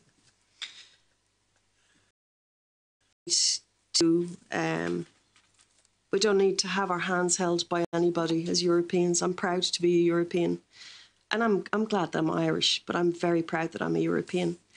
I would urge the European External Action Service to hold a consultation and working forum where multiple voices from the full spectrum of political and civil society here in Brussels. These people are already outside Bahrain. Many have had their countries where they are taking EU citizenship, and it would not be difficult to get them here. And I know there's a willingness. As I was thinking about it, I came up with a list of 24 very prominent people who could be put together to be, I consider, should be a political rehabilitation process for Bahrain. I visited the Bahrain embassy, and I have met loyalists at the UN. At the last Human Rights Council was my last moment to speak with one of these characters. And he told me that there is absolutely no possibility of talk, absolutely will not even consider it. That's what we're working with. And we have to create work around that, and to help the people who are turning to us as a beacon of hope for some help towards finding their own solution. So that's my suggestion. And so I'll close there. Thank you very much for listening to me and for your time. Thanks. With a rather bleak ending in terms of the following discussion. I would like to break, we have until 1750. I would like to break it up into three, if we could. One, first clarifications, if anyone has any questions, as indeed I do, about any of the addressed. I'd also like to explore, even just briefly, why this politics of exclusion exists. What's the source of it, and what are your thoughts on that? And then finally, and Morgan and Mara have alluded to it already, what can we do about it? Must the pressure come from the outside? Is there some movement that we can foster inside? That, you know, what are the options that way? So those are the three parts three areas. Does anyone have any clarifications from any of the speakers, as I would like to pursue? I wanted to ask you something anyway. Make your question, but if you would address very briefly, Tara mentioned the Al-Wada'i family, what happened to them. There's been some information, new information today as to what happened. Yeah, very little, but but Federico's got his microphone on. So just tell us about the Wada'i family development, and also then put your okay, well, it'll be after. He's going to do. He's next step. He's going to hear everything. Bernard's going to go on. There are thoughts, and then give a solution. That's right. Yay! Well done, Bernard. Yep. Well, first of all, thank everybody for your talks. It was very interesting and very enriching. Well, to answer to your request, as I said briefly before the beginning of this conference, this morning in Bahrain, the Court of Cassation, I'm just reading, upheld the 3-year sentence. Syed Ahmed Al-Wadai, sorry. And the problem is that all of them exhaust all of their legal tools to defend themselves. And furthermore, precisely his brother-in-law is also being convicted to another crime. He has not committed for another 5 years of prison. So in total, it might be a total of 8 years of prison for him. And also speaking of the mother-in-law of Al-Wadai, she's been denied any treatment, and also she's denied to have any contact with her family. The only it's very little information we got. It's just that this morning we've received after the sentence an email from Syed Ahmed, in which how can I say, regardless of the very bad result, he was still very thankful to us. He was for what we did.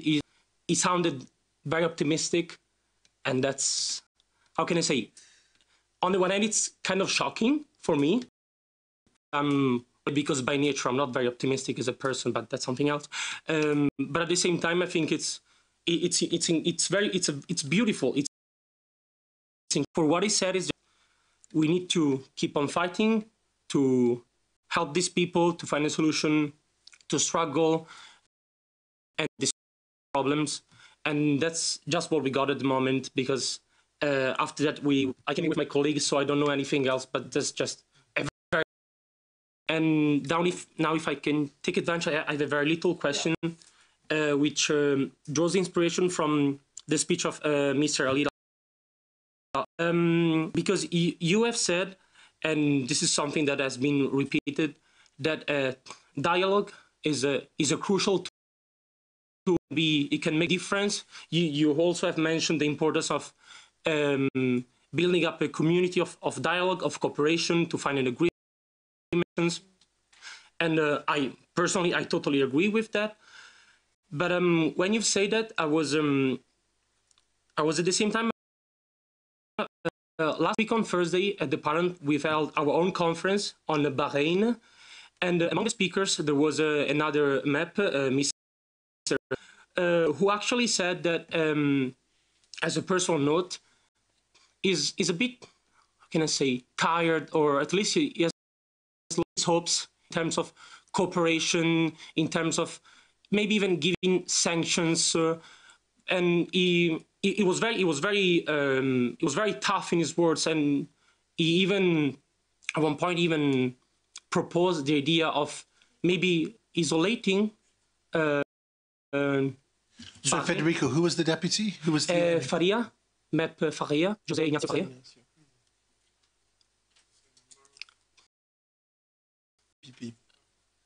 EPP. He was one of the panelists at our conference, and he gave a very good speech, and because he sounded very frustrated in this sense. And so my question is, and that's something that I would, but don't you think that maybe, I don't want to say avoiding totally, can be very counterproductive, but don't you think that maybe finding a way to, well, if I can take the word of Faria, isolate more these countries, specifically Bahrain, could potentially bring, as I said, this is something I would not welcome at all, because historically speaking, especially in the context of international organizations, we all know that countries has never brought anything good. So, but as a, how can I say, as a very, very extreme ratio, as really the last thing, the strongest decision to make, if this could be good, because you've mentioned the role of UK. We've also talked about at the conference Saudi Arabia, all of its contacts, and the fact that it's not isolated, and this gives. So that's I was just very curious about it because I've heard two very conflicting opinions, and I wanted to have an. Do you want to? Oh yeah, just. Thank you very much for making this comments. I mean, I would like to add some other points here, apart from the case of Mr. Al-Wadai and his mother-in-law or family. There are a lot of other cases also in Bahrain. The threats is one.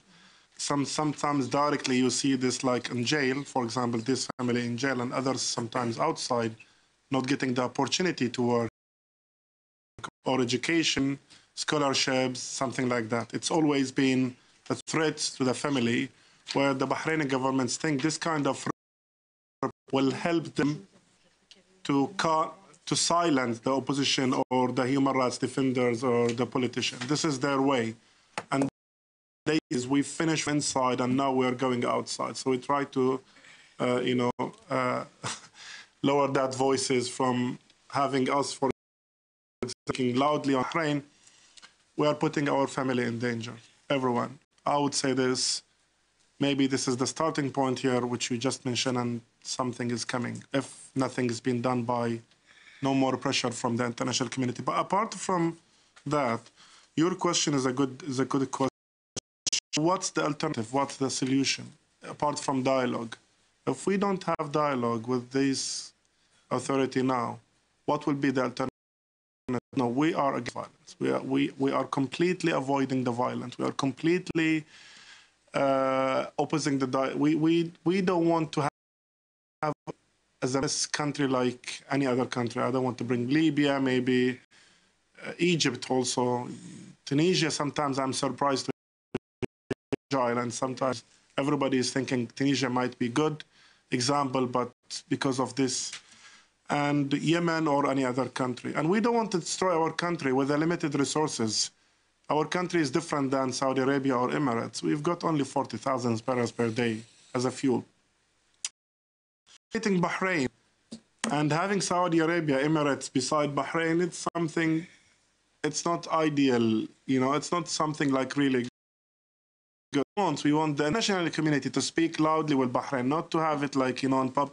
Sorry, you mentioned this, Morgan, or others, to have like private Bahrain, a very soft language like British government is speaking to Bahrain, a very soft language for condemnation of detaining Sheikh Ali Salman as moderate opposition leader in Bahrain by United States, for example, or any European, other European nations. We need something like step forward of bringing these issues as a serious matters. Country like Bahrain with a small population, and you will have around 5,000 political prisoners. There is something. To address this, I need to talk about it. Yep. Thank you very much. Just to follow up on that, so in respect to Federico's question about the isolation, is it do I take from you, are you saying it's basically with Saudi Arabia and the causeway, it's basically impossible? Is that what you're saying? Is that no, it's not isolate Bahrain, Saudi Arabia and Emirates. They are backing Bahrain now even financially. Without Saudi Arabia and Emirates last month, we were to give the Bahraini people there in our country. So that's the reality. I mean, they are backing Bahrain and they're using Bahrain. For example, in the case of Qatar, I went to Qatar weeks before that crisis happened to get the rest of, the funds of helping Bahrain from the Marshall funds, which is 2.5 billion. That's quite big money to Bahrain to have projects. And the Prime Minister went to Qatar to see the Emir and the Crown Prince of Qatar. Everything was in a place to transfer the funds or the money to Bahrain on next day. And that Bahrain have seen themselves in a place where they have to reject this and be with the Saudis and Emiratis sides. Here, I mean, Saudi and Emirates plus Bahrain and Egypt, for example. So this is the point. Dialogue is that we are still committed with Manama document as an opposition parties. We are still with the non-violence declaration, non-high trade. We are still committed with this. I'm speaking and I'm also receiving like, life sentences in absentia in Bahrain. I'm still at the same time, not only myself, Secretary General leader of Sheikh Ali Salman Al Wafa. While he is in jail receiving this, he is insisting on dialogue and having, try of getting away from the violence and having a political solution, which we will have. If we have time, we might discuss also what could be the best of, the solution to Bahrain. Thank you very much. Thanks, and we will come back to that. I wanted to ask, it's touching on a conversation we were having as well, about the culture of exclusion. That a couple of the points that you, in your kind of historical, in the pre-Hamad, in the pre-2001 time, was there text, was also a real kind of sense of exclusion, extirpation of politics, of political discourse, political discussion? Is it inherent? Is it there? I mean, is that what we're looking at? Is it zati in the language? Is it inherent in this society?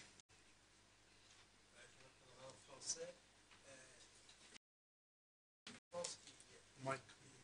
Merci. Je pense that there are two aspects here. There is repressive violence that was huge in the 90s, but as there were the two petitions that were launched early 90s,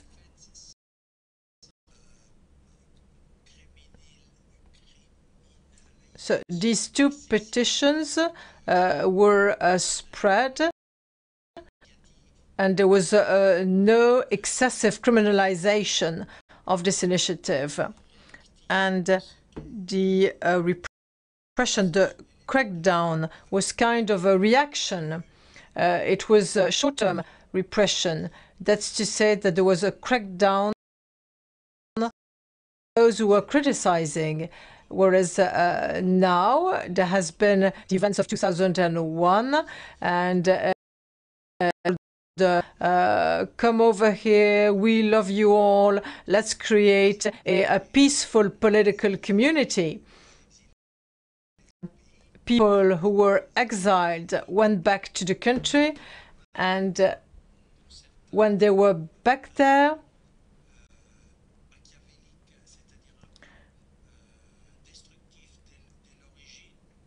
there was a kind of a destructive plan that was imposed on people. For some of them, it was related to the 2001. But when it comes to the destruction, the dismantling of the opposition, part of a long-term plan. That's to say that as at the end of the day, it's impossible to convince the as we can't convince it that it has to agree with very limited. The only solution left is total violence, and the solution is that archipelago there is a bridge with Saudi Arabia, and Saudi Arabia is kind of a stable regime. It's stabilized because Shiite people are a minority. They're not part of people. So they use the military forces, and they decide to get rid of the opposition, and any protest from the opposition should disappear. It should vanish.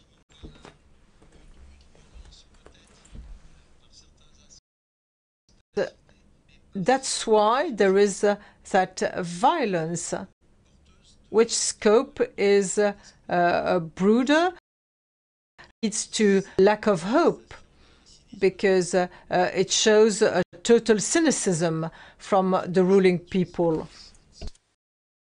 It is almost quasi-inherent. Can I just ask one other clarification from Bill Law, very quickly? Your expression of Stalinist Gulf caught my ear. Can you just explain briefly what you meant by Stalinist Gulf? Well, it struck me. There's a passage in a book I read. It was describing what was happening during Stalinist times, the Great Purges, and it reminded me that Rajab had told me because he knew at some point he would be arrested again, and he said, "I always keep a bag by the door with the security forces and the balaclavas," and they took him away. And indeed, this was got me thinking about what is now going on in the Gulf states, which is the complete suppression of any political space, of any opportunity to criticize, aided and abetted by the most sophisticated surveillance technology in the world. Perhaps China is getting there as well with the Uyghurs, I should say. And so therefore, I thought we have now created, or allowed to be created in the Gulf with our silence, this new kind of Stalinism where people, as long as they don't challenge or criticize in any way, then they can live life. You'll be looked after. But as soon as you cross the street and begin to criticize, as the issue of discrimination of the Shia, for example, in Bahrain, then you will be crushed. And that's exactly what Stalin did. Dissent and denied any possibility of criticism. You could argue that, well, there aren't any death camps. Yes, perhaps in that sense, it's not quite as Stalinistic, but you have the same situation of these courts, a mockery of justice, the pretense. And what I find particularly troubling for me is that the British government has spent millions into reforming the police and the court system in Bahrain and has accomplished nothing other than to create a facade and window dressing so the Bahrainis can go through the charade of saying, well, you know, we put these people through these various court proceedings and we have all the evidence, which of course is not evidence at all. And therefore, yes, you know, we will put these people in jail for life or for 8 years at will. And basically, you know, you make a very good point. I mean, our silence enables, encourages what I think is a new Stalinism in the Gulf. Just thanks, Bill. We're getting towards what can be done about it. Ali, and then you can what you like. 2010, you guys, Wafaq, you contested the last contested election. Did any of you discuss? Are we in the process of making a deal? Are we legitimizing the repression that we're facing? How did you vote contesting that election? Or was it all you thought, here's a chance, we'll get 18 seats, we might even get more than 18. What was just talk us through a little bit quickly, and then we'll get to what can be done. Just your thoughts with that. I mean, if you mean after following the election, the agenda. In the run-up, there was a national agenda. I mean, we used to have like kind of priorities after 4 years of experience, and we were focusing. And we know for execution it won't be something easy, and we had to agree with the high authority, especially the king, about these here, proving the situation of human rights. We've got some difficulties during the election, and the startup of the parliament was cases, and they were detaining some political figures also in Bahrain, and that case escalate, and the Bahraini thinking like, you know, there is a plan, agreed plan between the hardliners within the Wifaq, which is completely wrong. There was no plan, you know, to play one hard, you know, job and one soft to the government agenda, and we were having this as a priorities. We know amendment the constitution, it won't be easy, and we had terms of constitution which was agreed to be amended, and then it was rejected when we resigned from the parliament. Then dialogue, which is what's so-called national dialogue, the authority find themselves they have to deliver something. They went back to our got all of the amendments and they published them, and they said, oh, this is the outcome of the dialogue, which they were like completely similar, 100% of the amendments which we assisted as a Wifaq during the parliament 2006 till 2010. So what we have, for example, the judiciary system, that was one of the aims that we were thinking. We need to implement the rule of law. And that was the idea of, you know, having more trained, educated, new MPs also joining the Wifaq bloc in 2010. Maybe if I answer your question, that's very quick.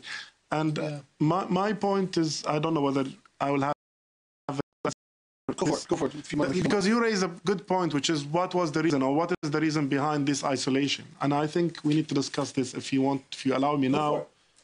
I mean, I think with your contribution now, I think we should turn to what can be done. And just before you continue, I mean, the vibe of Federico said, from what Morgan said, what Bill has actually just said, and Tara, it just seems to me to be external of sorts. Is what it seems because this is how it is. This is every time in Bahrain when you see changes. In 2001, it wasn't from inside. In 1994 or 1960s and 1970s, it wasn't from inside. It was always from outside, from the pressure which comes from international community. I mean, I would say what kind of pressure? What's effective? Well, I mean, Bahrain's been now they are enjoying, relaxing the time of the era of Trump era, which we call it here. Trump gave this, you know, assurance to the king in Saudi Arabia in the summit in Riyadh. Forget about what happened before during the Obama administrative. He has a lot of things with Obama administrative, and he just got also Bahrain important as strategic allies to the United States. They have 50th Fleet there. So when I can't believe United States can do nothing, the fleet there. They can do a lot of things with the 50th Fleet. I don't believe the Brits, they cannot do anything with Bahrain. They have also UK projects, ISS, Air Show, Formula One, all of these projects, it's a United Kingdom project. It's not Bahraini projects. It's always been assisted by United Kingdom projects. All of this training they received to the judiciary systems or policing, it's all Europe. Is this the outcome which Europe wants to see? Is this the real outcome? Europe or Britain? Britain, I mean, you know, part of Britain, 29th of March, part of Europe. So this is very important when you speak about the principles. The principle here in Europe, maybe the Britons, they want to get rid of these principles now for some reasons. I would like to highlight on some Bahraini authority think about isolating the opposition, if you allow me. There is kind of order in the country not to allow opposition to expand. This is very important. Saudi doesn't like it because they have and the Emiratis also doesn't like it. Kuwaiti also doesn't like it when they see some movements in Kuwait raising the same demands and slogans by Bahrain. Even Silmiya, even Ikhwan, Shia, Sunnah, even constitutional monarchy, something like that. So these like to see a new model of Bahrain copied in Kuwait or Saudi Arabia or Emirates. That's number one.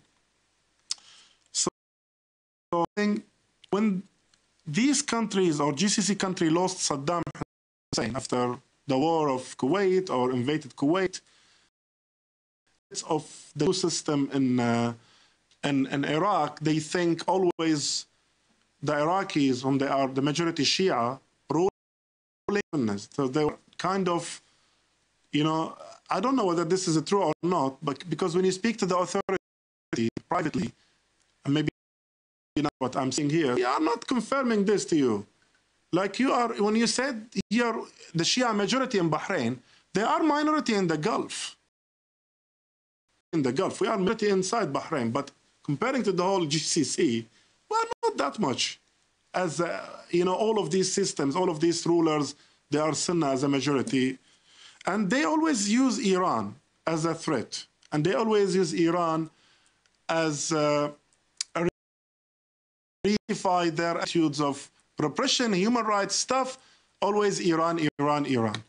So they were having Iraq from one side, they don't want to see Iraqi models where the Shia are ruling, and the Shia, you know, I would say here, not only in the parliament, which is,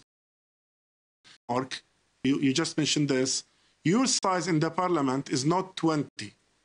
Your size always need to be 18 or 19 in the parliament, not to have a speaker in the parliament.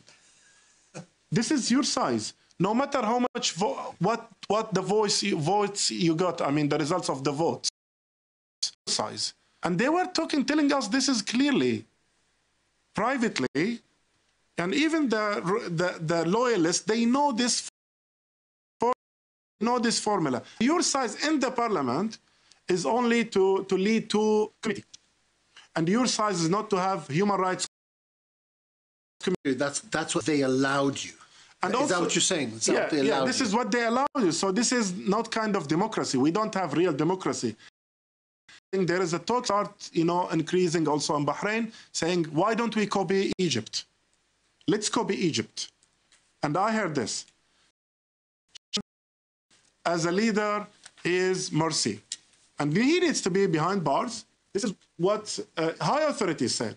Sheikh Issa, as a leader, supreme leader, lets him to be behind bar or in jail or whatever in home arrest. I mean, thanks to God, he's, alhamdulillah, now for a treatment or so. This is, and others, political parties and media and all of these threats copied from Egypt. They've got a lot of models from Egypt, and they got a lot of experts also from Egypt and Jordan, also some other country, Arab countries, involved in repression. Diplomats, experts, and some of them police, judges, whoever they got in Bahrain, all of this mix to give the final result, which is isolating the opposition, taking you away from the and we will, and sometimes they use also bad wording, like against the Nabil Rajab or Sheikh Ali Salman in jail. This is what they use. Sorry, I'm done. Okay, goodness. A couple things that struck me as and I think the mood of the room was yes, and I think Ali's said it as well.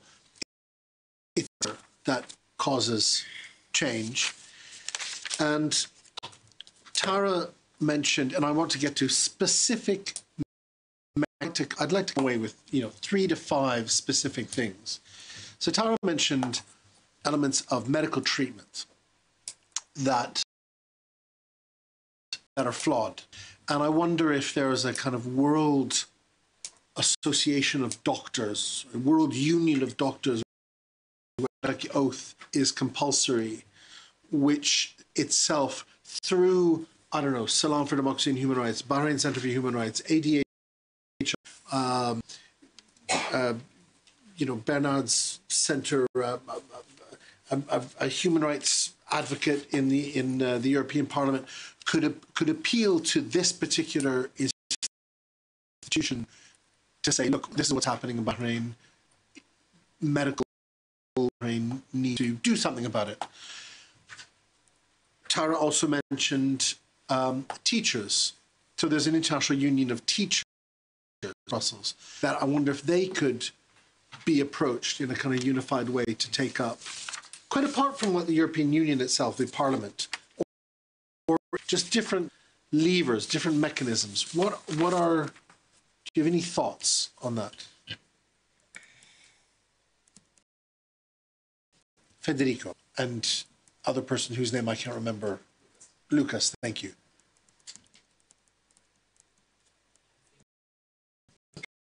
Good. I think I can't give an answer, but the example of it, I think it's very good, because when it's about even attacking people that are wounded people, and she has mentioned the case of these wounded people that you said have been arrested and handcuffed in the hospital before being brought to jail. That's something. That's quite something. And I think, since we're talking about producing external pressure to cause change, as you said, I think it can be a very good tool. ADHRP is working with this association of medicals, and yes, I don't remember the second, I believe it can be among the many suggestions that we've talked about, a very good tool for the, let's say, international spotlight. You've also mentioned the e-procret as something very important, also on historical level, and that can be used as well, if I can give my opinion. I would totally agree with that. Yeah, absolutely. Morgan, do you need one else? Yeah. Thanks. One of the stumbling blocks that we have with the medical community is the Royal College of Surgeons in Ireland. They have a college campus in Bahrain, and a lot of, for example, at the time of the protests, they actually interrogate students at the Royal College of Surgeons and force them to declare their allegiance. There's a whole history, and I'd love to talk to you about that afterwards, about the Royal College. One of their over there, Dr. Fatima Haji, she was arrested and tortured, and very brutally. And when she was released from prison, she did not offer her job back. They did not offer her any counselling or assistance. And she came over to Ireland, and she lived in Ireland for a few years and has now gone back to Bahrain. We really tried to appeal to the Royal College, because so many of the medics have been trained in Ireland. It's great to hear that the Association of Medical Practitioners may be able to have a completely different impact, hopefully. The RCSI do anything about it is because they retire many of their doctors to Bahrain, where they enjoy sumptuous lives. Indeed, the practitioners in Ireland who have been struck off have been sent to Bahrain to hide and to live out there. I organisation in Geneva with Professor Damien McCormick, who is one of the, he was the doctor who went over to Bahrain in 2011 with the Irish delegation. We visited the WHO, and they said at the time that they could do nothing because of their mandate. But I think that it might be worth approaching them again. In regards to the teachers, we felt that, the trade unions are hugely powerful. And they made presentations to Jalila Al-Salman, who is the Undersecretary of the Bahrain Teachers Organisation, at a time when her boss, Mahdi, and had been for a number of years. And they really did their best. They highlighted the case, and they brought people from Bahrain, such as Rula Al-Safar, who was one of the very prominent medics, and brought her over to Ireland for the International Labour Organisation's Global Solidarity meeting that was held in Ireland a few years ago. She spoke with Jalila Al-Salman, the teacher that I mentioned, and Adal Al-Salman, who's involved with Bahrain Centre for Human Rights, for them. I think that kind of thing can be rejuvenated again, and if it were possible to have a collective representation from each of the nations, perhaps the WHO, INTO, ILO, and together perhaps to have some sort of coalition group or whatever, I think that would be very useful. Thanks. Marianne, you talked about a few keys about external action, external pressure from out. Do you have any specific thoughts, having heard what you've heard today? Well, first, I'd like to thank everybody for, some really amazing insight, especially from Mark for putting it into historical perspective, and then to seeing, the efforts that are in the pipes and in trying to get things done. And the biggest thing I tried to look at it from the values that the European Union and its member states.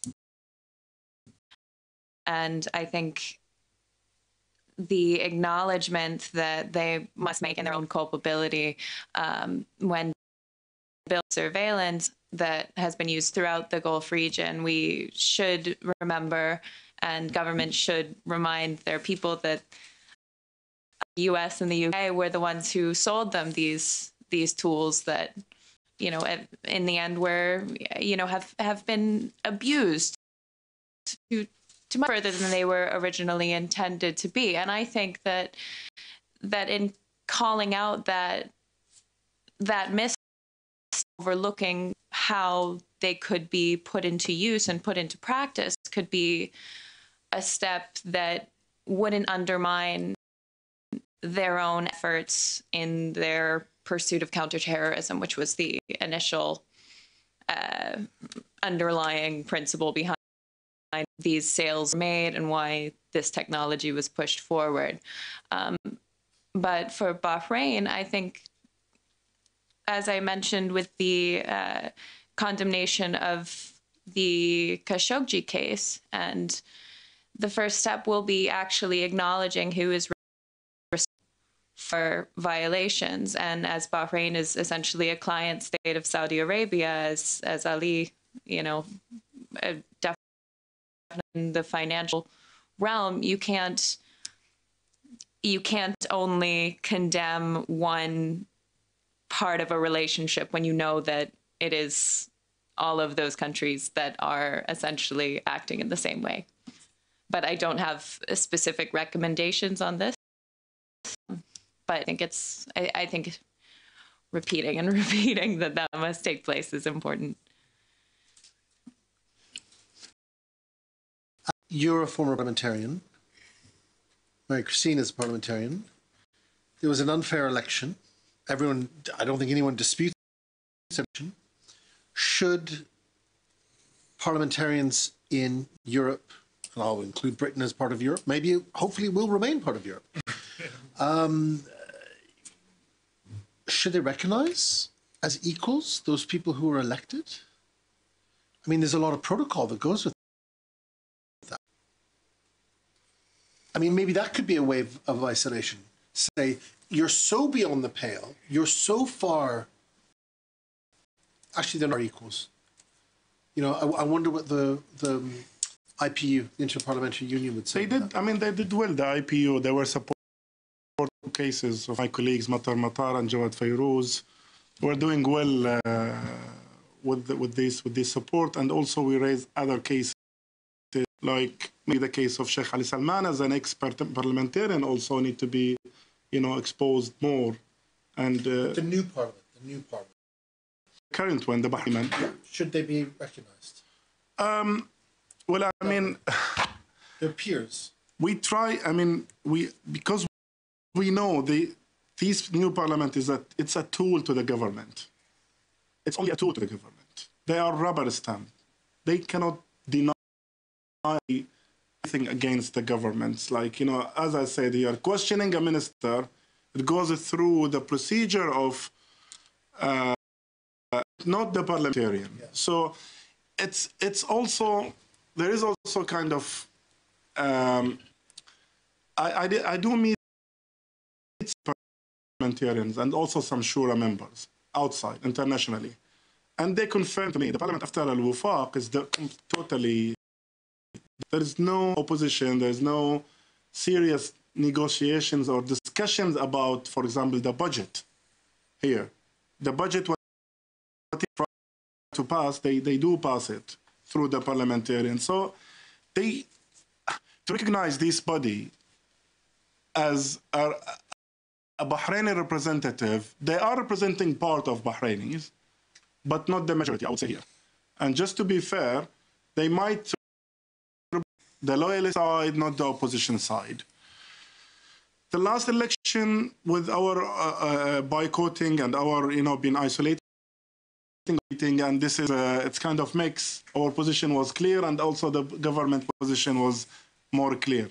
Not to get part of this election shows the lowest figures, I would say here, like my constituents and my colleague constituents, also shows how there's a big gap between the number of votes which we got and when we were elected in this number, which is still 8 years, but still Bahraini think we have done as a Wifaq better than others, in terms at least of questioning, in terms of transparency. Also, there is lack of transparency, and it is there's no free talks. There's no human rights. So it's a combination. Two I'd like to add here before we go. The arms sales issue is very important. We have to look into this arms sales here in the European Parliament. Say we sell the arms for, say for example, wheels, or we sell an engine to a car. Arms sales is arms sales. They use all these tanks against the protesters in Bahrain, which is important. Signing petitions here, I mean, there is a lot of petitions, and sometimes we undermine this, but it is important to sign a petition. For example, a family last week, I've seen the family of Ahmed al-Wada'i they got a clear petition signed by MEPs, here. And other petitions for Nabil Rajab or Sheikh Ali or Ibrahim Sharif. You did mention also Ibrahim. Ibrahim is a trial in March. They might take him for, in jail for a reason of supporting the protesters in Sudan. This is ridiculous, but this is what Fadl Abbas also received, as supporting children in Yemen, or sympathizing with children in Yemen. He was giving 3 years in jail sentences, as well as Nabil Rajab, and so it might be very small. They're trying to find the reason to put opposition or figures in jail. Sometimes not internally, they find spoiling our relation with the Sudan, Republic of Sudan, as a level of president of Sudan, which everybody knows who was the president of Sudan. And this is maybe some ideas also. Okay. And when I'm going to be turning to Bernard to offer his thoughts, having heard all of this. But is there anything else that anyone wants to say? Bernard, est-ce que vous vous sentez... Ok. Je vais parler...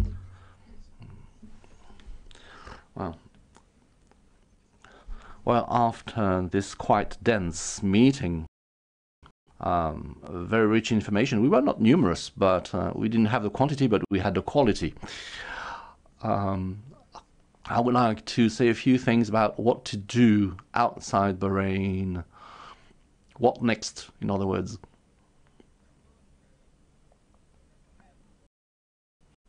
At the beginning of this meeting, we talked about the legitimacy, the illegitimacy of the Bahraini regime, the Bahraini government. it is important to remember that accepting dictatorship is not part of the Bahraini population's DNA. It's not in the Gulf that dictatorship is more legitimate than anywhere else. We have mentioned in the history of Bahrain some times where there was an opening towards democracy, but then the doors were shut. And even after the 2011 crackdown, after the national dialogue, we saw any attempt at a democratic regime was crushed right from its inception. So there were times of openness, but they were very short. How come that the Bahraini government is systematically never held accountable for what they do? And how come that today there is this willingness to eradicate any form of opposition? And there is many evidence of that. But the very idea that they want to eradicate opposition means that there is some opposition. So we need to protest against any form of oppression or repression. This means that we living out Spain, we, the international community, the international opinion, we have to do this repression, to condemn it, and we need to have precise evidence of what's happening over there. Use of the use of the revocation of nationality, for instance. Some people in Bahrain said, yes, but the Brits are doing the same. They too are depriving some people of the British nationality. So the French are talking about this as well. So why are you trying to patronize us? You are doing it as well. So documenting is the first step. Also resorting to any legal tools that we have. Bring out cases of human rights abuses as well.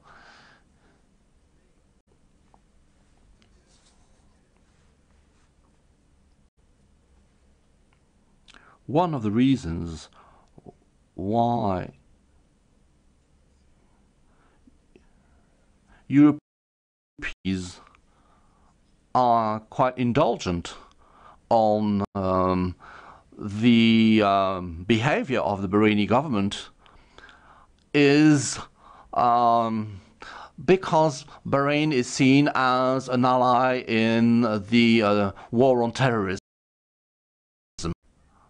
But what have Bahraini government done against terrorism? Please tell me. I think we just find the opposite evidence. In this case, we need to support our Bahraini allies because they are against Iran. But they are against Iran because the regime is against its own population. But this is never told, at least not as such. We hear a lot of our politicians say, well, Bahrain is an ally because they are against Iran. No, they are not against Iran. They are against Shiite population, their own population. We also know that Saudi Arabia is there pulling the strings from behind. They are acting in closed doors. And sometimes not even behind closed doors, because Saudi Arabia did invade the country at some point.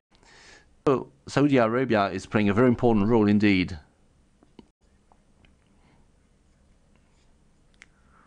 And when usually are together fighting in Yemen, and this is used also as a reason to sentence any opponent who is feeling some sympathy for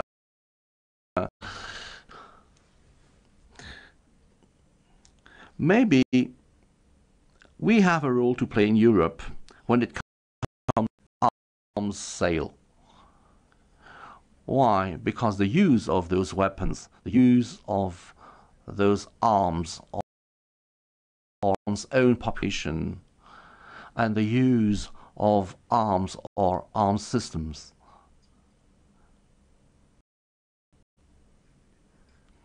in order to perpetrate crimes against mankind is totally banned. Import of such weapons for that end is totally banned.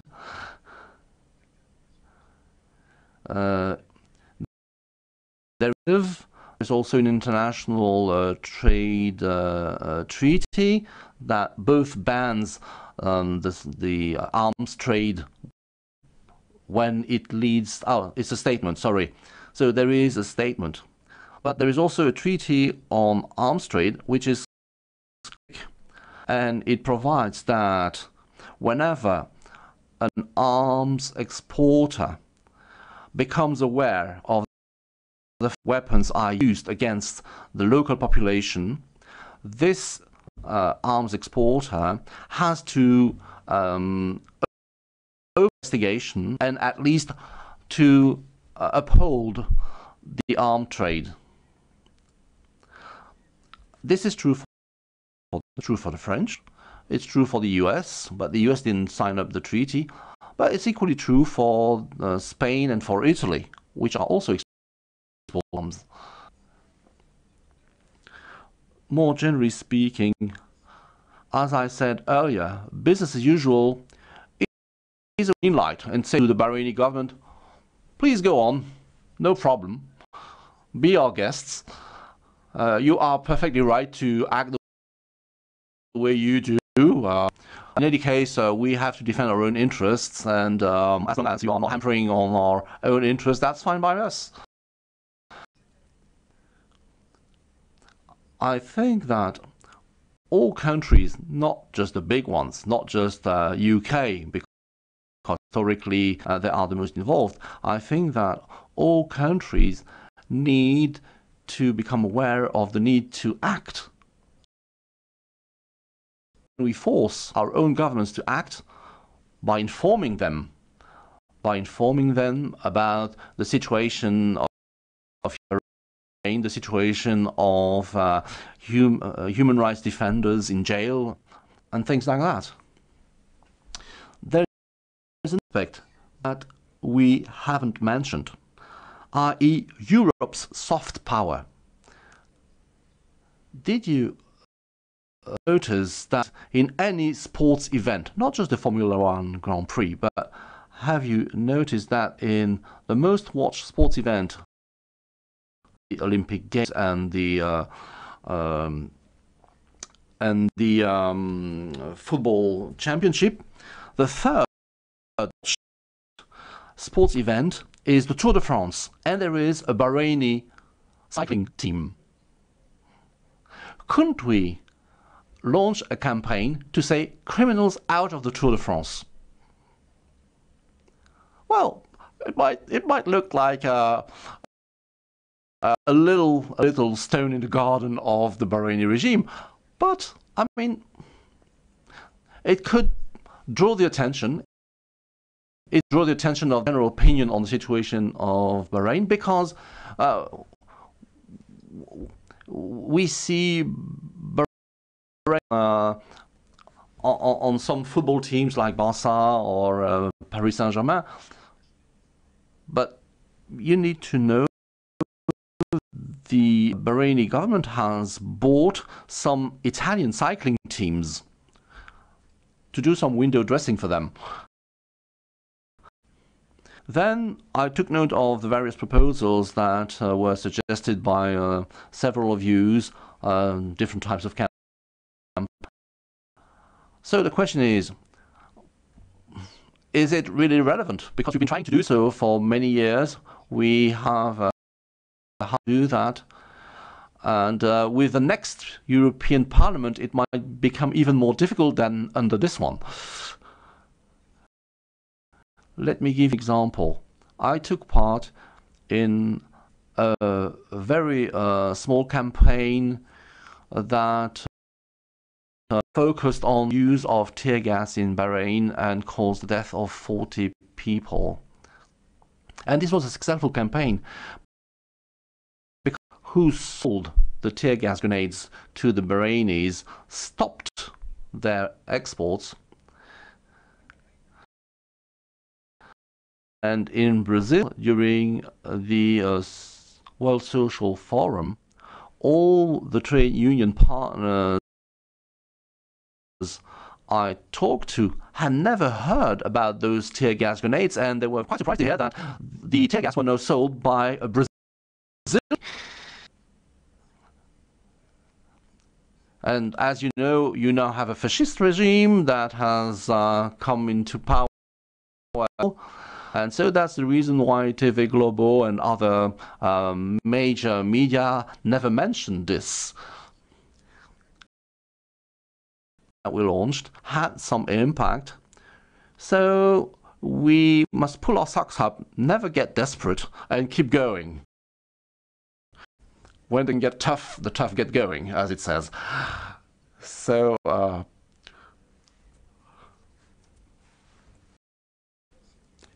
So it is important to keep Bahrain high on the agenda. And a last aspect that seems important in my view, but that needs to be built over time, is to work with specific professionals.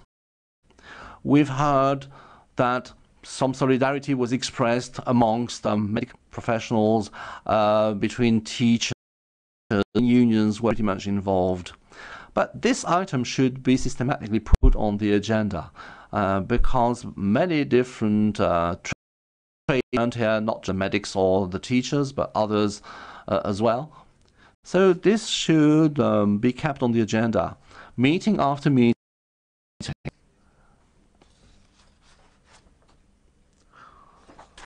Of course, people will tell you, well, okay, I agree to sign, but I'm not really convinced that it will make a real change. Well, Najal Rajab is now a citizen of honor of the city, for instance. There will also, and when the Kingdom of Bahrain heard about, they joked, they joked because they couldn't believe that the French state had dared do something like that. We should keep going, as I said, little by little steps. You can travel along a long journey. Is to do the first and not get desperate, as I said. A very small one in the House here, in the European Parliament, may have an impact. Believe me.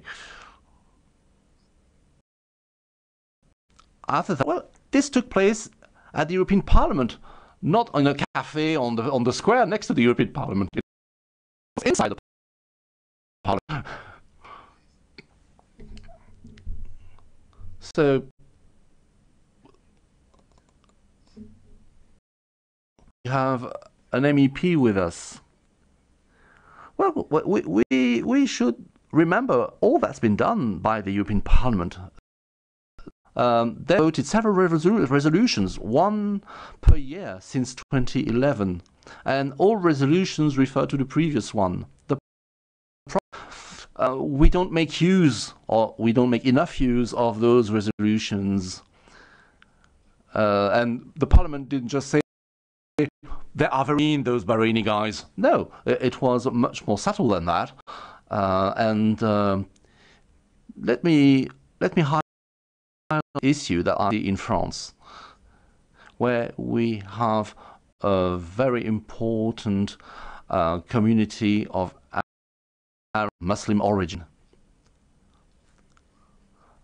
most of these people think that Saudi Arabia is the #1 public. But when you want to talk to these people about Bahrain, they don't care.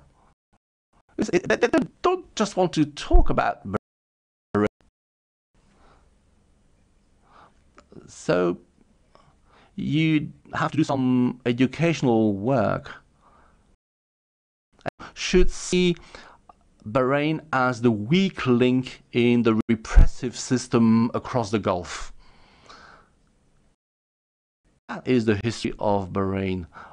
Waves of crackdowns dating back to the 30s already. So we need to find a narrative for the people, to educate them and to make them aware of the importance of talking about Bahrain and changing the situation there to make a difference. Okay, we still have 5 minutes, and Ali wanted to add one word, and then Mark. Maybe a very quick point here. Maybe some of you have come across the meeting between Macron and Sisi in Egypt. Well, something similar to that, if it happens in Bahrain with the presidents or any officials, and they address it, they brought the idea of, the repression in Bahrain, the jailed, opposition, the isolation of, human rights defenders and others, either in Bahrain or outside, which always Bahrain officials try to avoid official meetings and press conferences, something similar to this. But still, I mean, there is an opportunity, which is quite important, and maybe Bill, he can help us here just to highlight more on this. The role of the media role is very important. And that you've made, Bill, 25 minutes, it make a big difference to Bahrain. You made the Justice Minister to make comments because it was BBC. Because if you have something Le Monde, for example, or Washington Post, or anything like effective news papers outside in Europe addressing the issue of Bahrain. Imagine like you see Der Spiegel, for example, newspapers, or in Germany having like the first page of this with Nabil Rajab or Sheikh Ali Salman, or the first page on. So the role of media is really effective, and it's very important, because Bahrain trying always to cover themselves, trying to cover the crimes, I would say here. So they hire PR companies. They paid a lot of money to the PR. Italy, France, of course, United Kingdom. Yeah, they do that, and they hire in Italy to work for the media, especially. That's during Samira Rajab when she was a minister. And in France, they hire a company to make the diplomatic relationship between Bahrain and the European country better. And in UK, they hired for police and judges and the judiciary system. So they do that. They do something similar to this. I mean, I would like to highlight maybe on the media role also here. Thank you very much. Can I just pop in very briefly on that one? Yeah, I think you raised a really important point, and there's much more that media can do and should do. There's no question. It is challenging though, because your articles and editors that, as you said, what is Bahrain? And I think that trying to link Bahrain into the larger picture is one of the ways that there are, particularly the Yemen war, is a vulnerable aspect for the Saudis and for the Emiratis. And of course, Bahrain is tied into that. So I think you use, if you will, in the authoritarian monolith. One point I did want to raise, which I've noticed is becoming quite a dominant narrative among these states, and that is that human rights issues are the concern.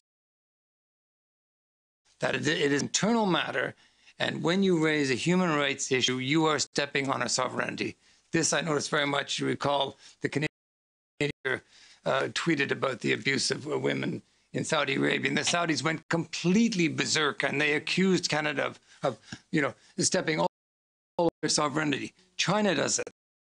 The Emiratis are doing it. I think it's something we need to really be aware of and resist, because if they can, in effect, shut human rights concerns because it's a domestic issue and you're stepping on our sovereignty, then we are really in trouble. So I just wanted to flag that one up as a concern. Marc. Oui, je voudrais souligner Yes, let me remind you, you can hurt Bahraini government pretty badly at very low cost. Think of various events, a conference with 300 businessmen with a lot of French senior officials on the floor there. And we were presenting the pseudo vice president of the Bahrain parliament, and we raised our hands and we said to that lady, we said, Madam, that you're not elected, but that you were appointed as vice chair of the National Assembly. And with a big poster of Mr. Nabil Rajab with bruises at the other end, and so there were the chair of the panel was getting mad, and they looked for somebody else at the other room to give the floor to because they didn't want to hear us anymore. And the Exclusion in Paris also organized an exhibition on the archaeological site in Bahrain, and we signed up to the Golden Book in French and in Arabic. We said, what a fantastic exhibition. Too bad Bahrain is a country where people are tortured. And we signed up the Gold Book, and then we there was a press cocktail at the same time with, of course, a lot of journalists, and some journalists who were a bit curious had looked at the book and saw and came to see us, and we said, okay, you can interview us, and we want to talk about the situation of human rights. And we give them about 15 different papers, about 15 different human rights defenders. So it was kind of a press book that we gave them. So at 4 o'clock we had 5 o'clock we had VIP, so we repeated exactly the same exercises. We gave various flyers which various human rights defending organizations explained the situation in Bahrain, and of the Institut du Monde Arabe who organized the exhibition called the police. The police came, the commissioner, the superintendent of the was there, and we were blamed for being subversive during the event. The superintendent looked at the president of the Institut du Monde Arabe and said, no sir, they are not. They are just expressing or using their freedom of expression. So you can rotten, if you allow me that expression, you can rotten a lot of public events that are meant as PR exercises for Bahrain. Thank you very much for those last words. Christine, for hosting us. Is there anything you'd like to? Excellent, formidable.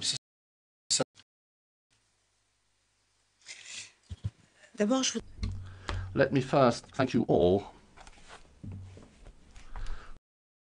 for insights and contributions.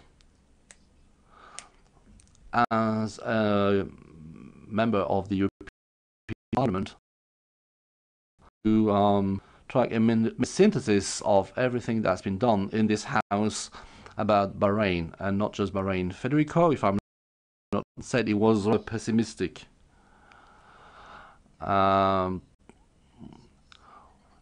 Yes, you can be, but I prefer to be realistic, and being realistic is also a way to look at things as they stand. So I will be brief, otherwise the interpreters will throw stones at me.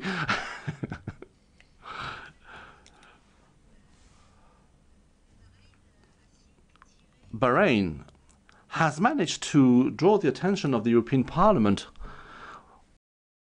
every year since 2011, one resolution at least was passed by the European Parliament. I don't see any other country which received the same honor. And it's also good to name and shame from time to time, to name opponents who are the victims of the regime. But as an MEP, I realize how, be it Bahrain or for any other country in the regions, to go beyond that. We never get authority to condemn the intervention of Saudi Arabia in Bahrain. We never managed to get a paragraph to the use of arms, even non-lethal ones, in Bahrain. Whereas we managed to have such paragraph for Yemen. Months of discussion. So you need to be aware of that.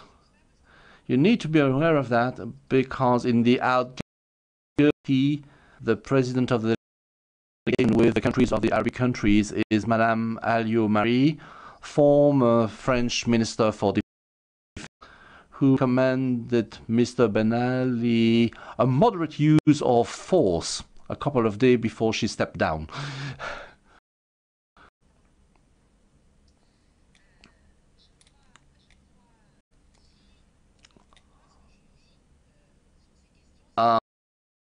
My feeling is also that I see a complete change in policy making since 2015.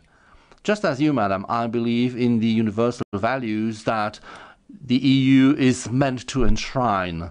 The Universal Declaration of Human Rights is what I believe in, and these are universal values, not just the EU values. So I believe in the universality of the human rights values. There's tumbling blocks. But since 2015, I sense something is broken in the system. Rights are more and more used as lip service, and be it European Parliament or in any other national assembly, leaders are using human rights as a latent mode. It's nice to have a narrative. So advocating or doing advocacy towards European institutions is not enough. You need to systematically combine this with public opinion campaigns. That's what Bernard said. I strongly believe in putting faces on words, illustrating problems by people, to put flesh and bones on issues, in other words. Of course, a lot of people are not even aware of Bahrain, so even less of Mr. Rajab. But Rajab is known as Mr. Badawi in Saudi Arabia. So we should put faces on problems that we want to combat, that we want to denounce. So I do hope that the European part, of which I won't be part because I won't run up for the next election campaign, I hope that in the next parliament, sympathetic ears reckon on me to keep an eye on this issue. I have an acquis in the European Union on this matter, and I will be available to any of you whom will resort to my contributions and my insights. I would like to thank the interpreters. I would like also to thank Mathilde, who was quite instrumental in organizing this meeting, and we can all thank her very warmly.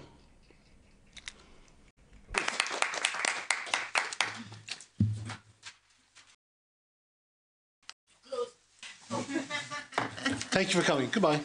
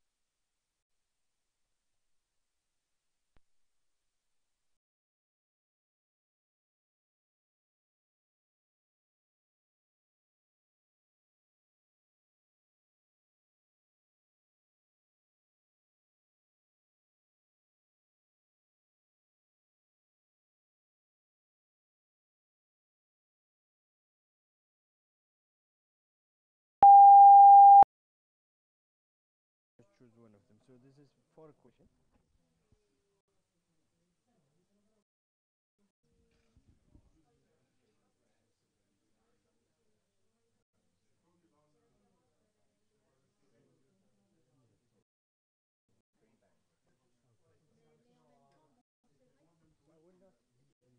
No, no. Yeah. Say something in the mic. Huh?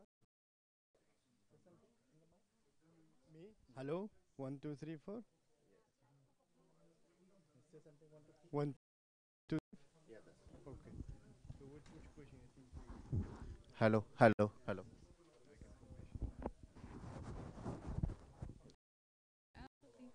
Sorry. Yeah.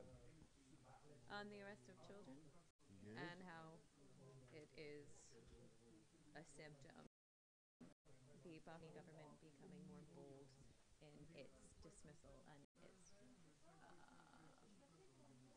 how long do How long was? I don't know. 30 seconds and the 1 minute. Oh, okay. Okay. Thank you very much. Sir, yeah, yeah, that's that. Okay. On the flag.